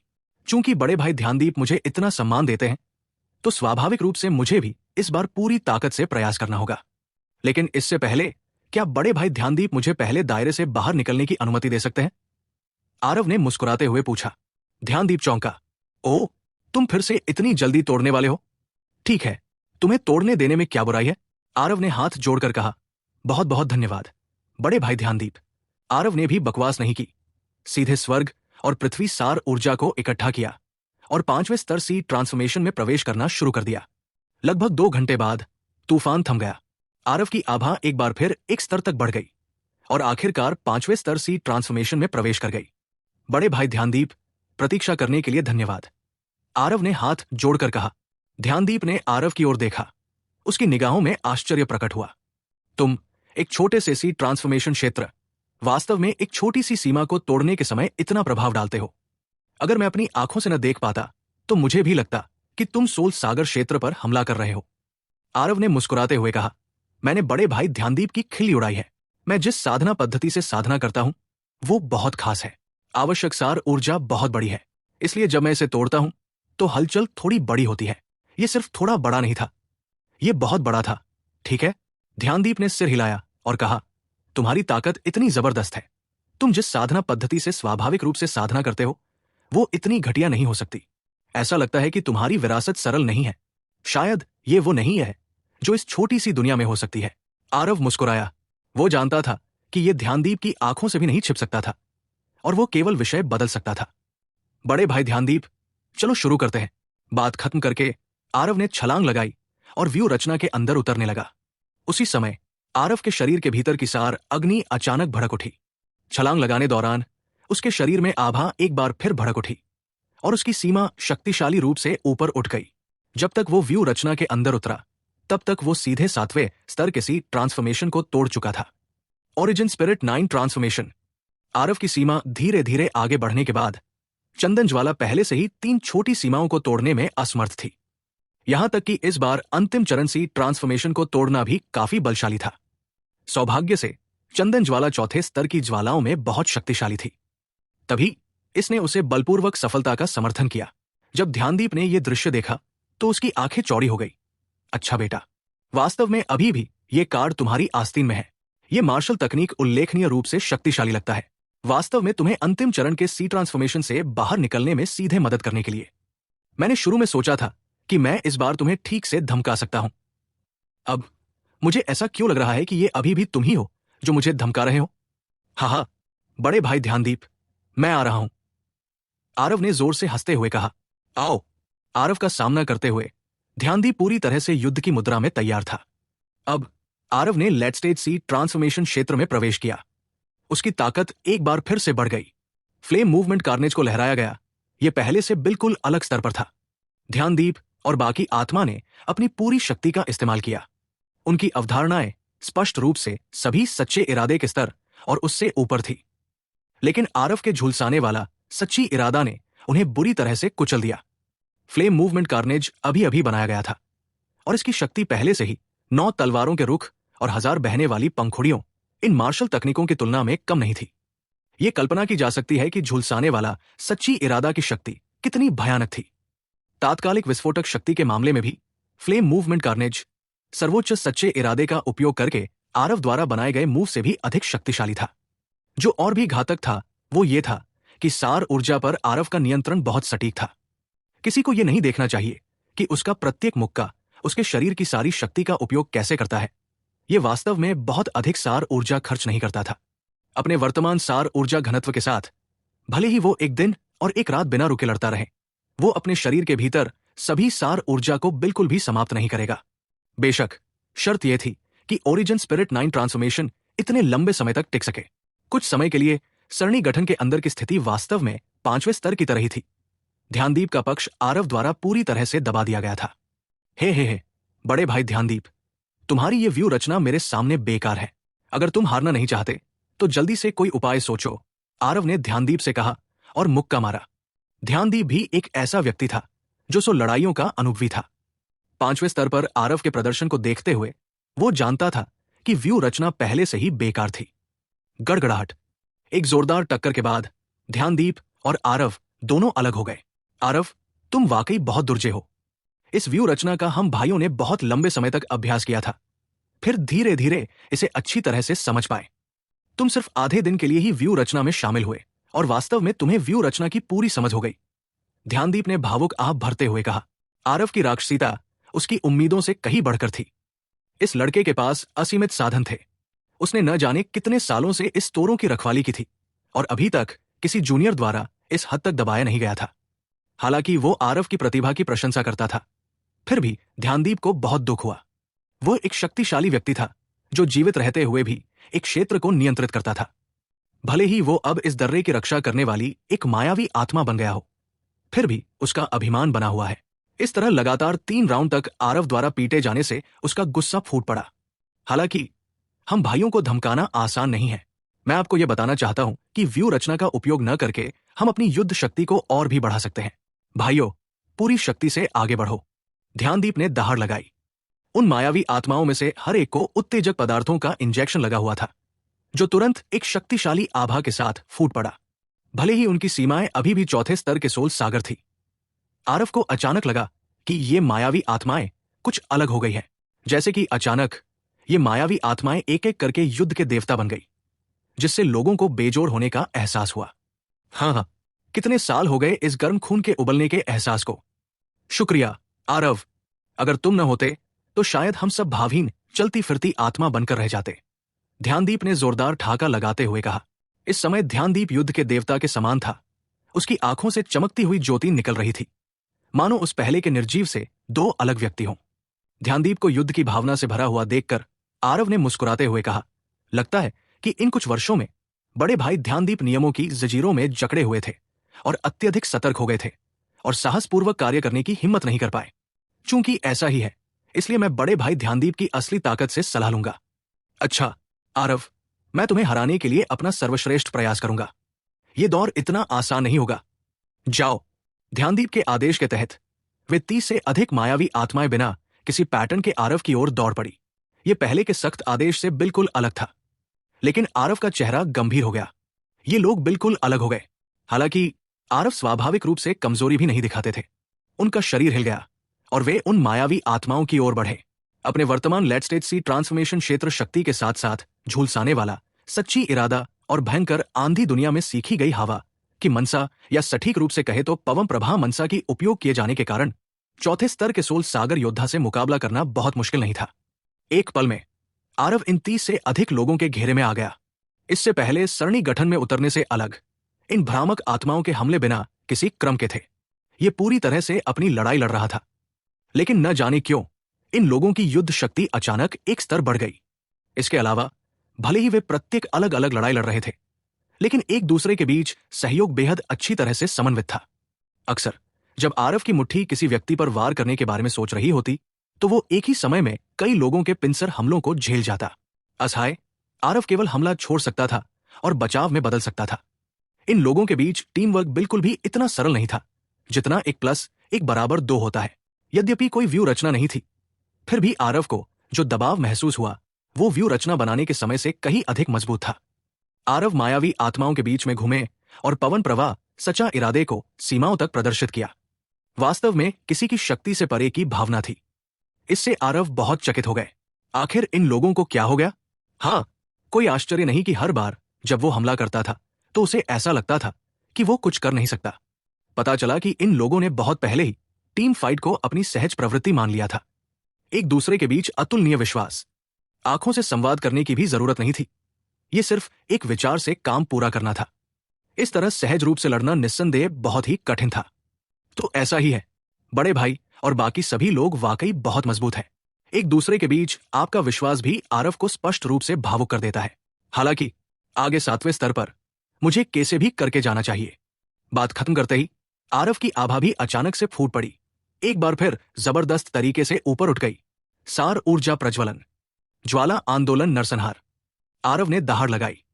उसके शरीर के भीतर सार ऊर्जा तुरंत प्रज्वलित हो गई। तुरंत आरव की मुट्ठी एक चमकदार लाल रोशनी के साथ फट गई।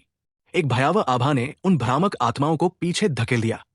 इसके बाद आरव ने एक मुट्ठी घुमाई और उसे एक तूफान की तरह मायावी आत्माओं के समूह की ओर फेंका। गड़गड़ाहट, पवन प्रभा और झुलसाने वाला सच्चे इरादा के साथ मिलकर 2 तरह के सच्चे इरादे पहली बार एक साथ जुड़ गए, जिससे फ्लेम मूवमेंट कार्नेज की शक्ति विस्फोटक रूप से बढ़ गई। हालांकि आरव का सामना चौथे स्तर के सोल सागर विशेषज्ञों के समूह से था, फिर भी इस मुक्के ने प्रतिद्वंदी को नश्वर दुनिया में गिरा दिया, जैसे पेड़ से एक सूखी शाखा को तोड़ना। सबसे आगे की ओर मौजूद उन दर्जन भर से अधिक मायावी आत्माओं को आरव पहले ही पल में लगभग नष्ट कर दिया। पीछे की ओर मौजूद उन मायावी आत्माओं को भी अलग अलग डिग्री की चोटें आई। हालांकि आरव के पास रुकने का इरादा नहीं था। एक मुक्का फिर से मारा और एक बार फिर से कई मायावी आत्माओं को नष्ट कर दिया। 2 मुक्के लगने के बाद केवल कुछ ही मायावी आत्माएं अच्छी स्थिति में बची रही। ये दृश्य देखकर ध्यानदीप का रंग चादर के समान सफेद हो गया।